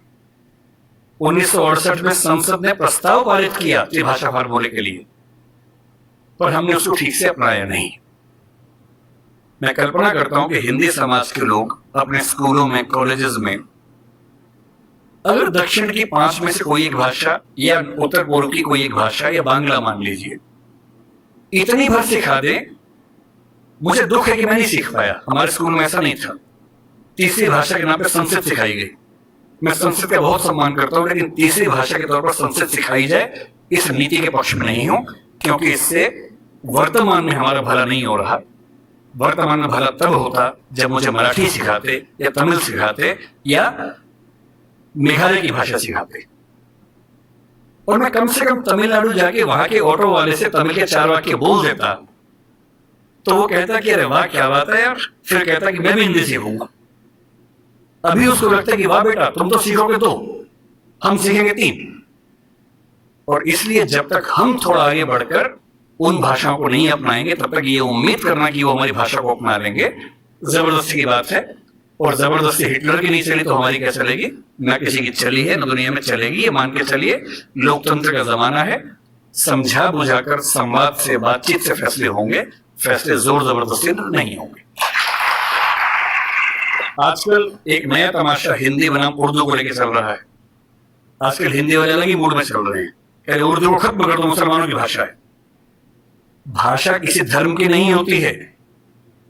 तमिलनाडु का मुसलमान तमिल बोलता है, केरल का मुसलमान मलयालम बोलता है, और किसी भी समाज का व्यक्ति होगा, उसका धर्म कुछ भी हो, उसकी भाषा वही होगी जो उसके भौगोलिक क्षेत्र की भाषा है। उर्दू हिंदी समाज की भाषा है, मेरठ के इलाके में पैदा हुई है, हमारे मतलब हमारी गोद में पली है वो भाषा, हिंदी की गोद में बनी है। उसका व्याकरण पूरा का पूरा खड़ी बोली हिंदी का व्याकरण है। पाकिस्तान ने उर्दू को आयात किया है, क्योंकि पाकिस्तान की जमीन पे उर्दू पैदा नहीं हुई, उर्दू मेरठ के आसपास पैदा हुई, पाकिस्तान ने इंपोर्ट किया उस भाषा को। अपनी भाषा को हम इस तौर से बोलते हैं कि खत्म कर देंगे। पहली बात तो ऐसा बोलना नहीं चाहिए। दूसरी बात, कर भी नहीं पाएंगे। किसी के चाहने से भाषाएं खत्म नहीं होती। भाषाएं तब खत्म होती है जब भाषाओं का आत्मसम्मान मर जाता है, और जिस भाषा में आत्मसम्मान होता है उसको मारने वाला कोई दुनिया में पैदा नहीं हुआ। किसी भाषा को खत्म कर देंगे ऐसा मिजाज मत रखिए। कुछ दिन पहले जावेद अख्तर साहब कहीं मंच पर बोल रहे थे, किसने उनसे यही सवाल पूछ लिया, तो उन्होंने एक बड़ा अच्छा शेर बोला, अगर मैं ठीक याद कर रहा हूं, उन्होंने कहीं बोला था वो शेर, और ये शेर उर्दू पे नहीं है, इसको हिंदी पे अप्लाई कर लीजिए। कोई आपको हिंदी पे डराए तो हिंदी पे अप्लाई कर लीजिए। शेर ये बोला, उर्दू को हम एक रोज मिटा देंगे जहां से। किसी ने कहा कि हम उर्दू खत्म कर देंगे। उर्दू को हम एक रोज मिटा देंगे जहां से, ये बात भी कमबख्त ने उर्दू में कही है। अजीबोगरीब बातें हैं। हिंदी बोलने वाला 10 वाक्य बोल के दिखाए, उर्दू का एक शब्द इस्तेमाल ना करे। उर्दू बोलने वाला 10 वाक्य बोल के दिखाए, संस्कृत से बदला हुआ वो शब्द इस्तेमाल ना करे, करके दिखा दे। पाकिस्तान के लोग करके दिखा दें। मैं एक बार पाकिस्तान के नेताओं की भाषा सुन रहा था, बहुत ध्यान से सुना, नोट किया, और मैंने पाया कि 100 शब्द बोलते हैं तो कम से कम 30 शब्द संस्कृत से बदले हुए शब्द बोलते हैं। और तेवर क्या है कि हम उर्दू वाले हैं। उर्दू बोलने वाला कितनी भी ताकत लगा ले, संस्कृत से बच ही नहीं सकता। हिंदी वाला कितनी भी ताकत लगा ले, उर्दू से बच ही नहीं सकता। इतने शुद्धतावादी मत बनिए कि आप अलग थलग पड़ जाएं, एक टापू पे अकेले खड़े हों। भाषा बढ़ती है साथ चलने से, न कि एकदम शुद्ध होके अलग थलग हो जाने से। अंग्रेजी में हर साल नए शब्द आते हैं। इतालवी भाषा का शब्द माफिया है, अंग्रेजी ने लिया, दुनिया भर के लोग बोलते हैं माफिया माफिया माफिया। इटालियन का शब्द है, अंग्रेजी ने प्रचारित किया उस शब्द को। समोसा खा खा के हम पगलाए रहते हैं, समोसा हमारा अपना शब्द नहीं। हमारे बहुत सारे ऐसे शब्द जो हमारे मूल शब्द मानते हैं वो हमारे शब्द नहीं है, हमने सीखे हैं, सीखना चाहिए। भाषा दुनिया का हर समाज भाषा बना रहा है, क्यों हम उन सबसे ना सीखें। और अंतिम बात यह है कि एक भाषा होती है मनोरंजन की भाषा। हिंदी का कोई बाल भी बांका नहीं कर सकता उस भाषा के तौर पर। जब से सोशल मीडिया आया उसने क्रांति कर दी है, आप ही लोगों ने और किसने की है। और सोशल मीडिया पे एक अलग तेवर है। मैंने कल यहां आने के लिए सोचा कि थोड़ा सा तथ्य देख लूं, क्या लेटेस्ट तथ्य है।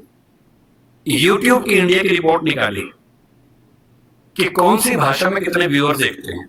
अगर आप यूट्यूब पे ट्रेंडिंग वीडियोस देखेंगे तो ट्रेंडिंग की लिस्ट में एक तीर बना होता है, उसमें हर देश का अलग अलग है। पाकिस्तान का देखें, चीन का देखें, कहीं का, चीन का तो क्या देखेंगे, जिन देशों में यूट्यूब चलता है वहां का देखें। इंडिया के ट्रेंडिंग वीडियोस में 50 में से लगभग 45 से 48 हमेशा हिंदी के ही आपको मिलेंगे। तो मैं सोचता था कि कहीं ऐसा खेल तो नहीं कि दक्षिण भारत का अलग चलता हो और उत्तर पूर्व अलग चलता हो। तो मैंने ठीक से चेक किया, पूरे भारत का एक ही चलता है। तो कल मैंने यूट्यूब की रिपोर्ट निकाली भारत की, और यूट्यूब का रिकॉर्ड बता रहा हूं मैं, जितने तथ्य दे रहा हूं रिकॉर्ड हो रहा है, सारे चेक कर लीजिएगा। यूट्यूब की आधिकारिक रिपोर्ट क्या है 2020 की, भारत में जितने वीडियो बनते हैं नहीं देखे जाते हैं, viewership, view time, 54% viewership Hindi की है और अंग्रेजी की 16% है। और ये ठीक क्या संख्या है? 2011 के सेंसस में हिंदी बोलने वाले भारत में कितने हैं? 57% है। 57% आबादी 54% वीडियो देख रही है, इसमें आश्चर्य क्या है? ओटीटी की दुनिया में देख लीजिए, वाईकॉम 18 जिसका वूट नाम से चैनल आता है, मतलब ओटीटी प्लेटफॉर्म आता है, उसने एक सर्वे कंडक्ट किया। उन्होंने खूब कोशिश की, अंग्रेजी में की और भाषाओं में की, और अभी कुछ दिन पहले उन्होंने एक निकाली अपनी रिपोर्ट और बताया कि हम ओटीटी पर कितने भी एक्सपेरिमेंट्स कर लें, ओटीटी में हिंदी की भागीदारी 50% से ज्यादा ही रहती है, कम नहीं होती है। अंग्रेजी की 15% है, बाकी सारी भाषाओं के मिला के 35% है। फिर वही बात है, जिस देश में बोलने वाले 57% हैं, वहां 50% वीडियो क्यों नहीं देखेंगे? और मनोरंजन आज की दुनिया का उभरता हुआ सबसे बड़ा व्यवसाय है। यूट्यूबर नाम का व्यवसाय हमारे बचपन में तो नहीं था, आजकल यूट्यूबर हैं। मैं तो बहुत यूट्यूबर से परिचित हूँ, बड़े अच्छे तरीके से दोस्त है मेरे। कितना वो मतलब उनके सामने आईएएस लोग बेचारे परेशान है कि हम क्यों आईएएस बने, यही बन जाते।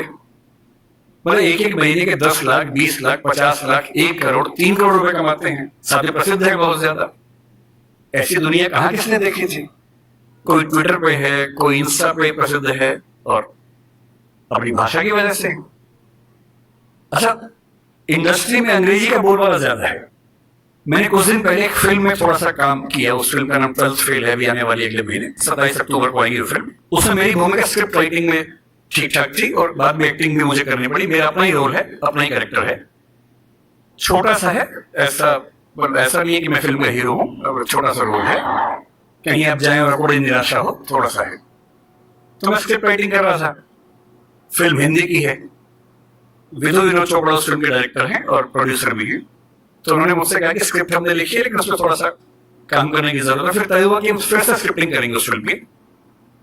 तो करीब 70 सीन है, जिनमें से अनुमान से 20-25 मैंने खुद लिखी है। और बड़ा मुश्किल काम होता है, मुझे लगता था कि 2 दिन का काम होगा, लेकिन वो 6 से 8 घंटे में एक सीन हो पाता था, तो 2 दिन में जाके एक सीन पूरा होता था। बड़ा मुश्किल काम था।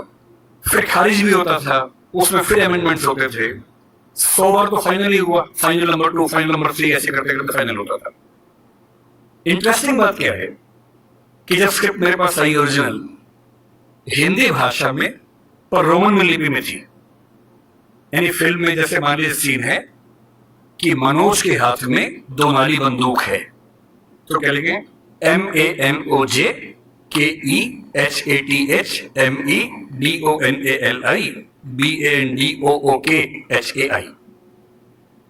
मुझे हिंदी रोमन लिपि में पढ़ने में बड़ी बाधा होती है, दुविधा होती है। एक तो बात यहां से वहां हो जाती है, जैसे कोई ध और ढ का अंतर बता ही नहीं सकता अगर मैं रोमन में लिखूं।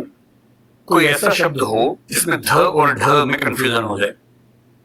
अब मैं कुछ भी करके नहीं समझ सकता कि DH ध है कि ढ है, क्योंकि वो लिपि मेरी भाषा के हिसाब से बनी नहीं है। अंग्रेजी में मैं कितनी भी कोशिश करूं लिख ही नहीं सकता हूँ, लिख ही नहीं सकता हूँ। मैं हरियाणा में जा रहा हूँ और मैं हरियाणा में बोल रहा हूँ कि बालक इधर, बालक नहीं बोलते हैं, बोलते हैं, जो भी नहीं है, ल भी नहीं है, दोनों के बीच के साउंड है। अब मैं रोमन में कितनी भी कोशिश करके लिख ही नहीं सकता वो चीज। और एक्टर को बोलना क्या है? बालक। सड़क नहीं लिख सकता हूं, SARAK या SADAK कैसे लिखूं? या तो उस लिपि को उसके फोनेटिक्स के हिसाब से चेंज करूं, जो फिलोसफी में हम करते भी है, नहीं तो कैसे काम चले। तो मैंने उनसे कहा, मैं सर मैं देखिए मुझे बड़ी असुविधा होती है इसमें, मैं देवनागरी में लिखूंगा और आप कहेंगे तो मैं उसको रोमन में कर दूंगा बाद में, पर पहली बार मैं आत्मा में उतरने दो, मुझे देवनागरी में लिखने दो। तो उनको आश्चर्य हुआ कि ऐसा भी होता है, क्योंकि उस इंडस्ट्री में आमतौर पर ऐसा नहीं होता है। तो मैंने देवनागरी में सीन लिखा, लिख के भेजा। नियम था कि मैं रोज रात को 3 बजे ईमेल करता था। मेरा शेड्यूल था 3 बजे सोने का, उनका था 5 बजे उठने का। तो 5 बजे उठ के पढ़ते थे और 6 बजे तक कमेंट्स आ जाते थे, फिर मैं उठने के बाद उसको ठीक करता था। तो जब पहली बार मैंने भेजा उनको हिंदी में सीन लिख के, तो नेक्स्ट वीडियो कॉल हमारी चल रही थी। अब सोचिए, विधु विनोद चोपड़ा जो कि बहुत बड़े डायरेक्टर प्रोड्यूसर इस इंडस्ट्री के, 5-6 लोग टीम में हैं, बड़े बड़े लेखक हैं, डायरेक्टर्स हैं, वो सब उस टीम में वीडियो कॉन्फ्रेंसिंग में हैं। सबके सामने क्या बोले यार ईमानदारी की बात है, पढ़ के मजा आ गया। मुझसे काफी बड़े, मुझे छोटे भाई की तरह मानते, बोले विकास अब तो ऐसे लिखे यार, ऐसी मजा आता है। और बाकी टीम को बोले कि तुम्हें इंग्लिश में करना हो, करना बाद में, हम हिंदी में करेंगे। उसके बाद वो पूरी फिल्म हिंदी में लिखी गई। बाद में इंग्लिश में हुआ, जब शूटिंग हुई तो उसको इंग्लिश में कुछ एक्टर्स के लिए किया गया, क्योंकि हर एक्टर नहीं समझ पाता। विशेष रूप से मान लीजिए कोई एक्टर दक्षिण भारत से आ जाए, उसको हिंदी में फिल्म शूट करनी कैसे करेगा बेचारा, उसको रोमन में लिख के देते हैं। पर कुछ लोग हैं, अमिताभ बच्चन एक जमाने में ऐसा करते थे, आशुतोष राणा इस समय ऐसा करते हैं। मेरे मित्र हैं, मुझे पहले बता रहे थे कि उनकी स्क्रिप्ट अभी भी हिंदी में लिखी हुई आती है, देवनागरी में लिखी हुई आती है। उनका तेवर है कि मैं देवनागरी में पढ़ूंगा, रोमन में नहीं आप पकड़ में आती है, तो करते हैं उसमें। मेरा जो कहना है वो ये कि मनोरंजन की दुनिया में इतने अवसर हैं और उन अवसरों में हिंदी का मुकाबला किसी भाषा में नहीं हो सकता है। बस थोड़ा सा अपनी ताकत का एहसास करिए, घबराइए मत, डरिए मत। हिंदी समाज की सबसे बड़ी समस्या एक ऐसा डर है जो बिना किसी वजह के, जो मिरांडा को था। वो योग्य थी, समझदार थी, और उसको ये एहसास करा दिया गया था कि तुम सही फैसले नहीं कर सकती हो, तुम्हारे फैसले हम करेंगे। यही हिंदी समाज की बात है। और हिंदी समाज से मेरा निवेदन सिर्फ इतना है, किसी भाषा से नफरत नहीं करनी है, बाहें फैलाकर सबका स्वागत करना है, अंग्रेजी से भी मोहब्बत करनी है, उससे ज्यादा तमिल तेलुगु से करनी है, उससे ज्यादा हिंदी से करनी है, और सब भाषाओं को साथ लेकर, उर्दू को भी साथ लेकर, आत्मविश्वास से भरकर, बिना किसी हीन भावना से युक्त होकर, सोशल मीडिया के इस नए उत्सव को मनाते हुए, व्यापार व्यवसाय की दुनिया में, विज्ञापन की दुनिया में हिंदी की ताकत का एहसास करते हुए जब अपनी भाषा का सम्मान करेंगे तो नजारा कुछ और होगा। मैं रामविलास शर्मा, आपने नाम सुना होगा उनका, हिंदी के विद्यार्थी हैं, उन्होंने बड़ी गहरी बात कही थी। उनका एक कंसेप्ट है, आपने पढ़ा होगा, हिंदी जातीयता को लेकर उन्होंने खूब बात की। उन्होंने कहा कि भारत की अकेली हिंदी भाषा है जिसमें जातीयता की भावना कम है। जो मैंने कहा ना, स्पेनिश लोगों में, डच लोगों में, उन सब में अपनी भाषा के सम्मान का भाव है, जर्मन लोगों में, फ्रेंच लोगों में, वो भाव आपको मराठी में दिखेगा, तमिल में, तेलुगु में, कन्नड़ में, ओडिया में, बांग्ला में, सब में दिखता है। अपनी भाषा को लेकर एक गरिमा का भाव, सम्मान का भाव, पता नहीं क्यों वो हिंदी में नहीं दिखता है। थोड़ा लाइए, कॉन्फिडेंस से रहिए, कोई अंग्रेजी में डराए मत डरिए। भारत में कोई आपसे कहे कि तुमको इंग्लिश नहीं आती है, उतना ही तेवर से कहिए तुमको हिंदी नहीं आती है, क्योंकि जिस देश में 57% आबादी हिंदी बोलती हो, अंग्रेजी सेकंड थर्ड लैंग्वेज में अच्छी खासी है, 10% से ऊपर है कुल मिला के। अगर तीनों स्तरों को मिला लें तो हिंदी की एकदम अंग्रेजी आती है, फिर बांग्ला आती है, 10.5% के आसपास है, क्योंकि सेकंड लैंग्वेज थर्ड लैंग्वेज में अंग्रेजी का बोलबाला बहुत ज्यादा है। फर्स्ट लैंग्वेज में वो केवल 2,70,000 लोगों की भाषा है। तो भी हिंदुस्तान में हिंदी नहीं आना और अंग्रेजी नहीं आना, अगर ये दोनों शर्मिंदगी की बातें हैं तो ज्यादा शर्मिंदगी की बात कौन सी है? हिंदी ना आना।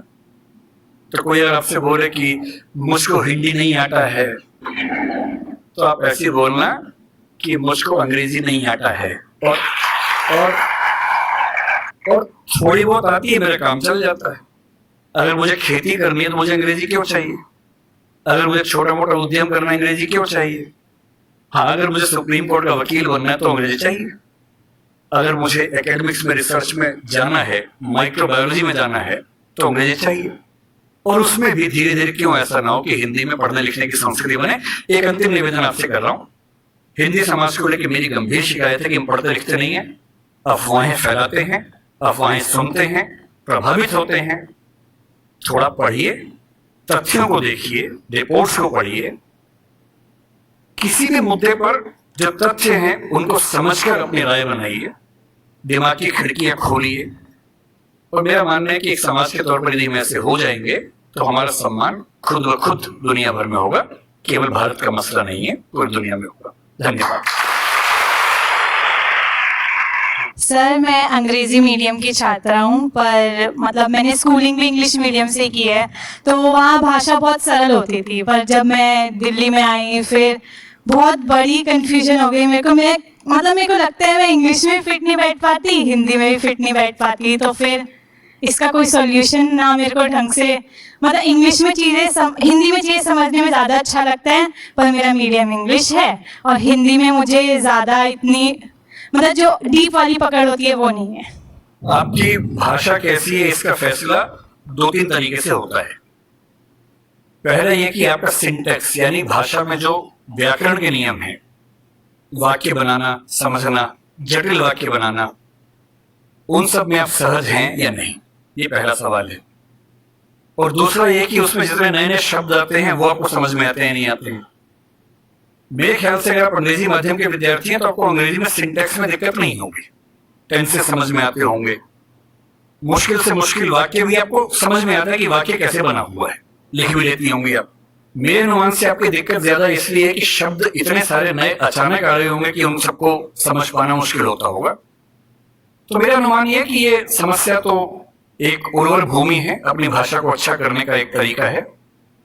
और पहले के लोग बोलते थे कि रोज 5 नए शब्द सीखो, वो एक आउटडेटेड कंसेप्ट है।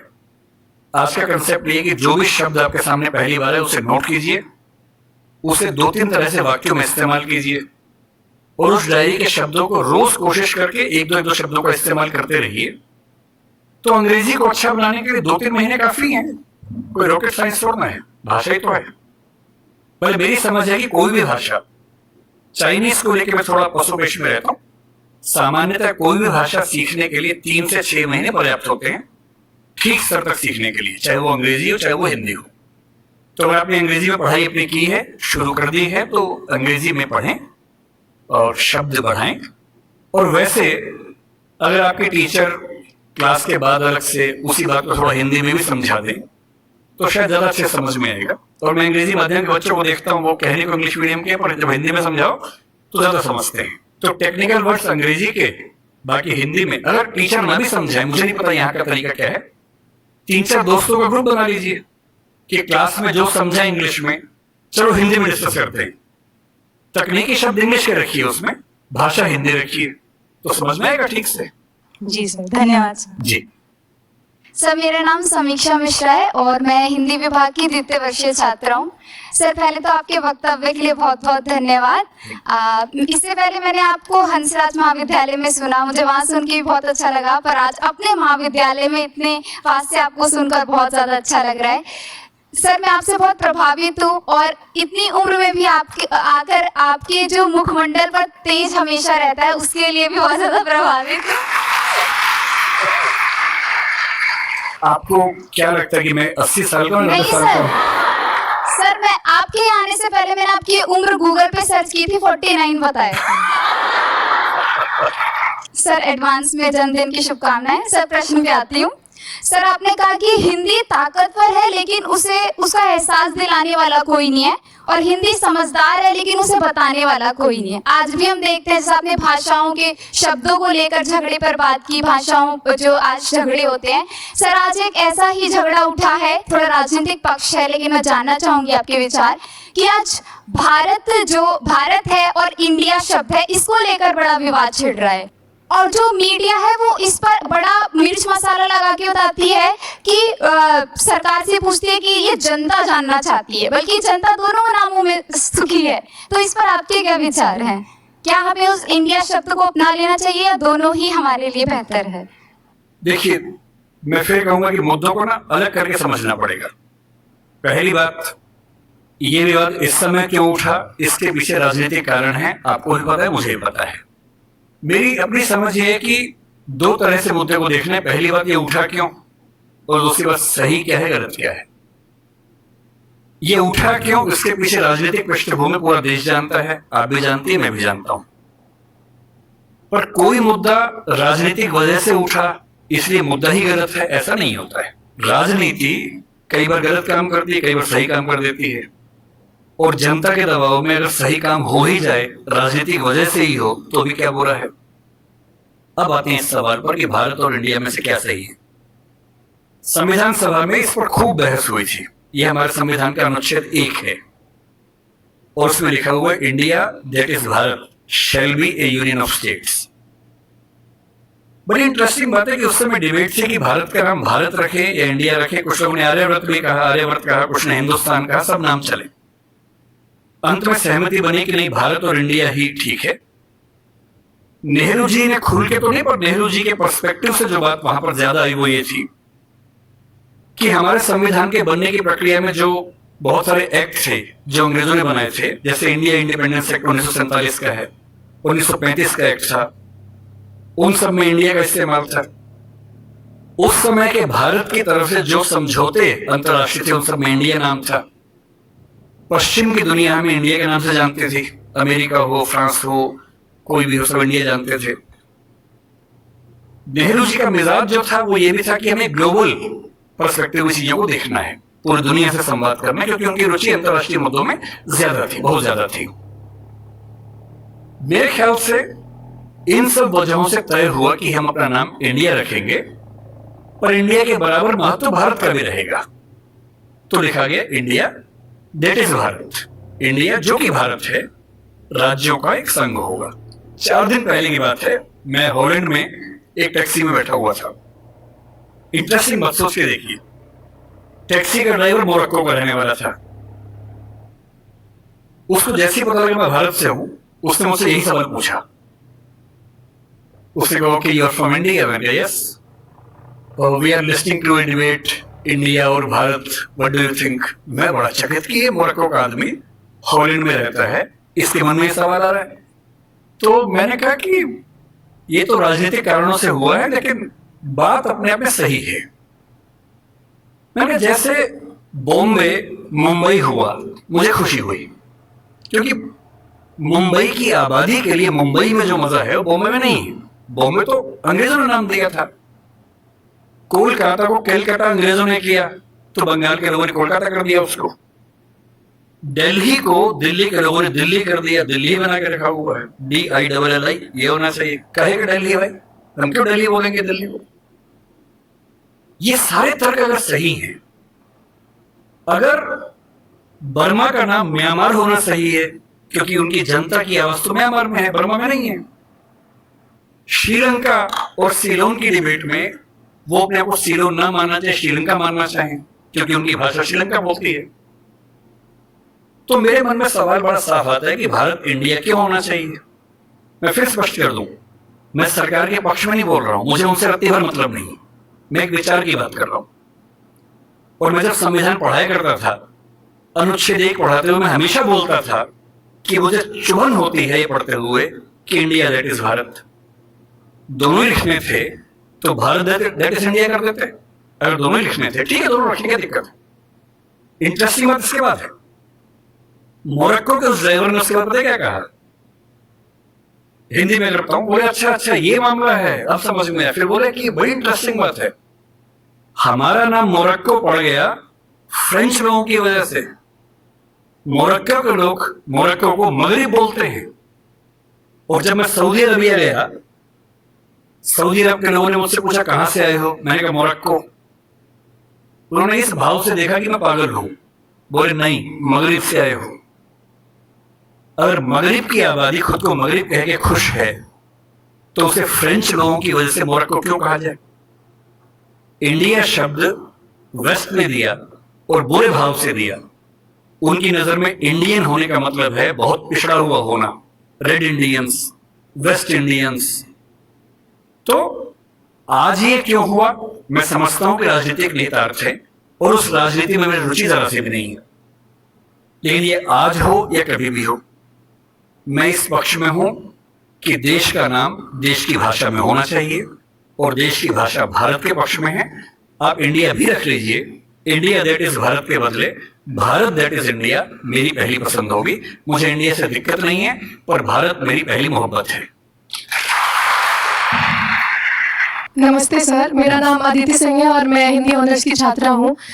मेरा सवाल आपसे ये है कि अगर आपको भारत का एजुकेशन मिनिस्टर बनने का अवसर मिले तो आप हिंदी को लेकर कौन से नए बदलाव करना चाहेंगे या कौन सी नई पॉलिसीज को इंट्रोड्यूस करना चाहेंगे? पहली बात तो ऐसा होगा नहीं, है ना, कोई मुझे क्यों बनाएगा। लेकिन अगर मैं इस हाइपोथेटिकल सिचुएशन में चला ही जाऊं कि मैं भारत का शिक्षा मंत्री बन जाऊं, इसमें एक समस्या ये है कि भारत में शिक्षा संवर्ती सूची का विषय है। संवर्ती सूची का मतलब है कि केंद्र सरकार के पास शक्तियां सीमित हैं, राज्यों की अपनी शक्तियां हैं। तो सबसे पहली बात, मैं राज्यों पर थोपूंगा कुछ भी नहीं, मैं सारे राज्यों के शिक्षा मंत्रियों के साथ संवाद करूंगा। मैं उन सबको प्रेरित करूंगा, समझाऊंगा। मैं उनसे कहूंगा कि तमिलनाडु में मेडिकल साइंस तमिल में होनी चाहिए, कर्नाटक में कन्नड़ में होनी चाहिए, हिंदी क्षेत्र में हिंदी में होनी चाहिए, हिंदी में इंग्लिश में होनी चाहिए, ऐसी कन्नड़ प्लस इंग्लिश में होनी चाहिए, तकनीकी शब्द अंग्रेजी में रहें। और वो शिक्षा सिर्फ मेडिकल साइंस को, इंजीनियरिंग में, लॉ में भी, जुडिशरी में भी। मैं ये भी चाहूंगा कि भारत के हर एग्जाम में, केंद्र के हर एग्जाम में अंग्रेजी और हिंदी का समान महत्व होना चाहिए। और राज्य स्तरीय हर परीक्षा में उस राज्य की राजभाषाओं का सम्मान होना चाहिए। महाराष्ट्र PCS में मराठी की भूमिका अंग्रेजी से कई गुना ज्यादा होनी ही चाहिए, क्योंकि वहां के SDM को, DSP को मराठी लोगों से बातचीत करनी है। और यदि किसी राज्य में 2-3 राजभाषाएं हैं तो वहां की परीक्षा में उन दोनों तीनों राजभाषाओं की परीक्षा होनी चाहिए, ताकि वो व्यक्ति सेवाओं में आए जो उन भाषाओं को बोल सकता है। कुछ ऐसे प्रयास। और तीसरी बात, अभी हमें शिक्षा पर बजट हम बहुत कंजूसी से खर्च करते हैं। हमारा ज्यादा बजट सेना पे खर्च होता है और चीजों पे होता है। मजबूरी वो भी है, सेना को हम नहीं छोड़ सकते, क्योंकि सुरक्षित होंगे तो पढ़ेंगे, अगर युद्ध हो गया किताब फेंके तो मारेंगे नहीं, तो हमें ये हथियार चाहिए ही चाहिए, युद्ध तो करना ही पड़ सकता है। पर मैं चाहूंगा कि शिक्षा पर हमारा खर्च बढ़े। एक ऐसी हिंदी में समस्या क्या होती है, और हिंदी के साथ बाकी भारतीय भाषाओं में आपको हर विषय में अच्छे अध्यापक ही नहीं मिलते हैं। अच्छे अध्यापक क्यों नहीं मिलते हैं? क्योंकि अच्छे कॉलेज ही नहीं है। अच्छे कॉलेज क्यों नहीं है? क्योंकि अच्छे शिक्षक पहले बने नहीं थे। अच्छे शिक्षक क्यों नहीं बने थे? क्योंकि उनको पता था कि नौकरी मिलेगी नहीं। अगर नौकरी इंग्लिश में ही मिलेगी तो लोग इंग्लिश मीडियम में ही पढ़ेंगे। इस बच्चे ने अभी भी कहा कि मैं अंग्रेजी माध्यम में, मुझे हिंदी ज्यादा समझ में आती है। पर अंग्रेजी माध्यम में क्यों है? क्योंकि नौकरी का संकट है, एक मजबूरी है कि नौकरी इंग्लिश में मिलेगी। अगर भारत सरकार ठान ले और राज्यों की सरकारें ठान लें, अपनी अपनी भाषाओं में पढ़ाई लिखाई की संस्कृति को ठीक से विकसित करें। रामविलास शर्मा जी ने कहा था कि हर जिले में एक विश्वविद्यालय होना चाहिए अपनी भाषा में।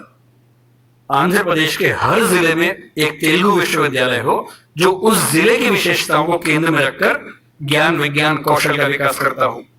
ये हिंदी पट्टी में होना चाहिए। हर जिले में विश्वविद्यालय हो, छोटा ही हो, एक विश्वविद्यालय हो। उस जिले में खेती कैसे अच्छी हो सकती है, उस जिले में उद्योग कैसे पनपेगा, स्टार्टअप कैसे होगा, उस पर रिसर्च वहां पर हो, वहां की भाषा में हो, वहां के किसान को समझ में आती हो। और देखिए, अनुवाद की दुनिया बड़ी समृद्ध हो चुकी है। आज से 4 साल पहले गूगल ट्रांसलेट करने में हंसी आती थी। आज क्रिएटिव ट्रांसलेशन छोड़ दीजिए, तथ्यों का अनुवाद मैं तो अक्सर लगभग रोज इस्तेमाल करता हूं। हम जिस संस्था में काम करते हैं दृष्टि में हमारी राजभाषा हिंदी भी अंग्रेजी भी है, और मैं सुनिश्चित करता हूं कि हमारी संस्था में जितने भी नोटिफिकेशन आएंगे पहले हिंदी में आते हैं, फिर अंग्रेजी में आते हैं। मैं खुद बनाता हूं, दोनों भाषाओं में बनाता हूं। पहले हिंदी में गूगल ट्रांसलेट में जाता हूं, 1 सेकंड में अनुवाद हो जाता है, फिर उसको चेक करता हूं।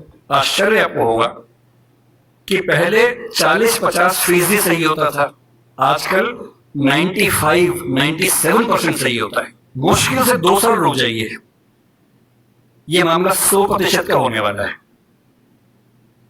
जिस दिन 100% का हो गया, उस दिन हिंदी वालों का ये बहाना खत्म हो जाएगा कि हिंदी में कंटेंट नहीं है। आपको अंग्रेजी का जो अखबार पढ़ना है, आज से 2 साल बाद पता क्या होगा?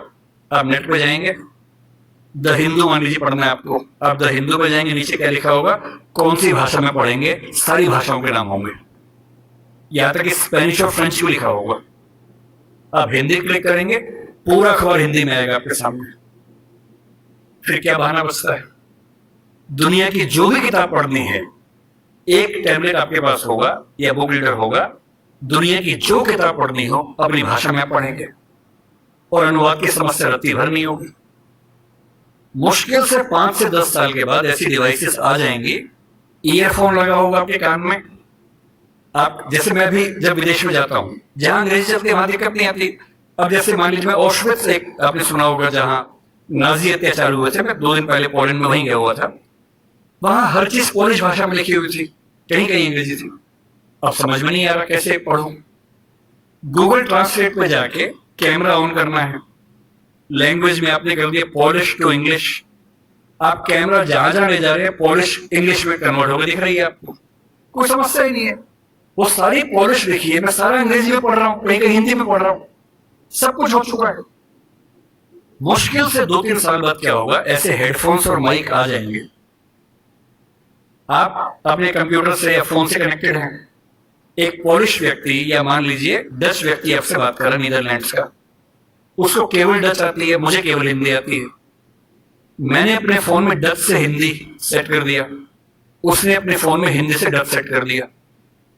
वो डच बोल रहा है, मेरे हेडफोन में जो माइक है वो उसको सुन रहा है, कंप्यूटर कनेक्टेड है, फोन कनेक्टेड है, मेरा फोन तुरंत उसको हिंदी में कन्वर्ट करके मुझे हिंदी में सुना रहा है। मैं हिंदी बोल रहा हूं, उसे डच में सुन रहा है। और ये मैक्सिमम अगले 5 साल का मामला है। 5 साल बाद बेबीलोन की मीनार बन जाएगी। 5 साल बाद आप दुनिया की किसी भी भाषा के साहित्य को, साहित्य में छोड़ देकर आ सकती है, ज्ञान विज्ञान की बात कर लेते हैं, किसी भी भाषा के ज्ञान विज्ञान को आसानी से पढ़ सकेंगे। अगर मैं शिक्षा मंत्री बन गया, जो कि मैं नहीं बनूंगा, मैं जानता हूं, क्योंकि लोग क्लिप काट के चलाएंगे कि देखो बनना चाह रहा है ना। अगर ऐसा कभी हुआ तो मैं सुनिश्चित करूंगा भारत के हर विश्वविद्यालय में हर ज्ञान की चीज हर भाषा में उपलब्ध हो। और 20-25 साल लगेंगे, जिस दिन हिंदी, मराठी, तमिल बच्चों को समझ में आ गया कि उनकी भाषाओं में भविष्य है, वो अपनी भाषाओं में पढ़ के आग लगा देंगे। ऐसी ऐसी रिसर्च करेंगे, अभी हम कल्पना नहीं कर सकते हैं। और जिस दिन सारी भाषाओं में आत्मसम्मान का भाव आ गया, रिसर्च होने लगी, पढ़ाई होने लगी, उसके बाद आप देखिए फिर क्या होता है। क्यों आपको उच्च अध्ययन के लिए केवल JNU या अशोका समझ में आता है, जहां अंग्रेजी में ही चीजें मिल पाती हैं?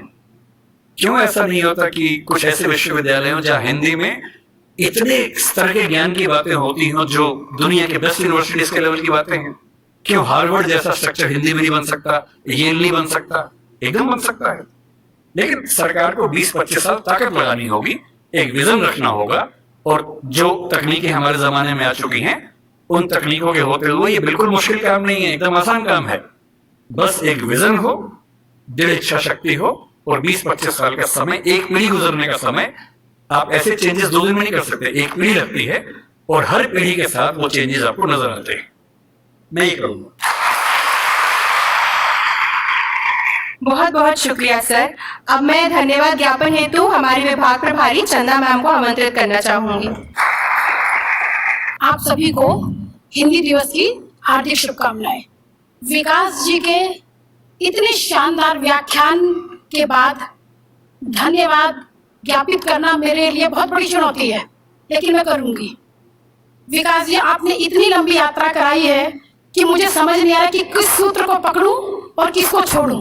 आपने जो मिरांडा के कैरेक्टर से हमारे विद्यार्थियों को परिचित कराया है कि उसकी ताकत क्या है, उसका आत्मविश्वास क्या है, मुझे पूर्ण विश्वास है कि हमारे बच्चों में जो हिंदी भाषियों में जो हीनता बोध है, वो आज इस ऑडी से जब निकलेंगे ना, तो मुझे पूरा विश्वास है कि आपके मुखमंडल की आभा हमारे विद्यार्थियों के मुख पर होगी। ये मैं पूरे विश्वास से कह सकती हूँ। तो मैं सबको हृदय से एक बार धन्यवाद देती हूँ। और चूंकि मुझे पता है कि विकास जी की अगली मीटिंग है, इसीलिए मुझे बात समेटनी पड़ रही है। और आत्मा और मिरांडा के एक्चुअल जो कैरेक्टर है उसको लेके जाएं, और विकास जी के जो मुखमंडल की जो आभा है वो अपने चेहरे पर बरकरार रखें। इन्हीं शब्दों के साथ मैं विकास जी के साथ साथ इस ऑडी में उपस्थित प्रत्येक श्रोता को धन्यवाद देती हूँ।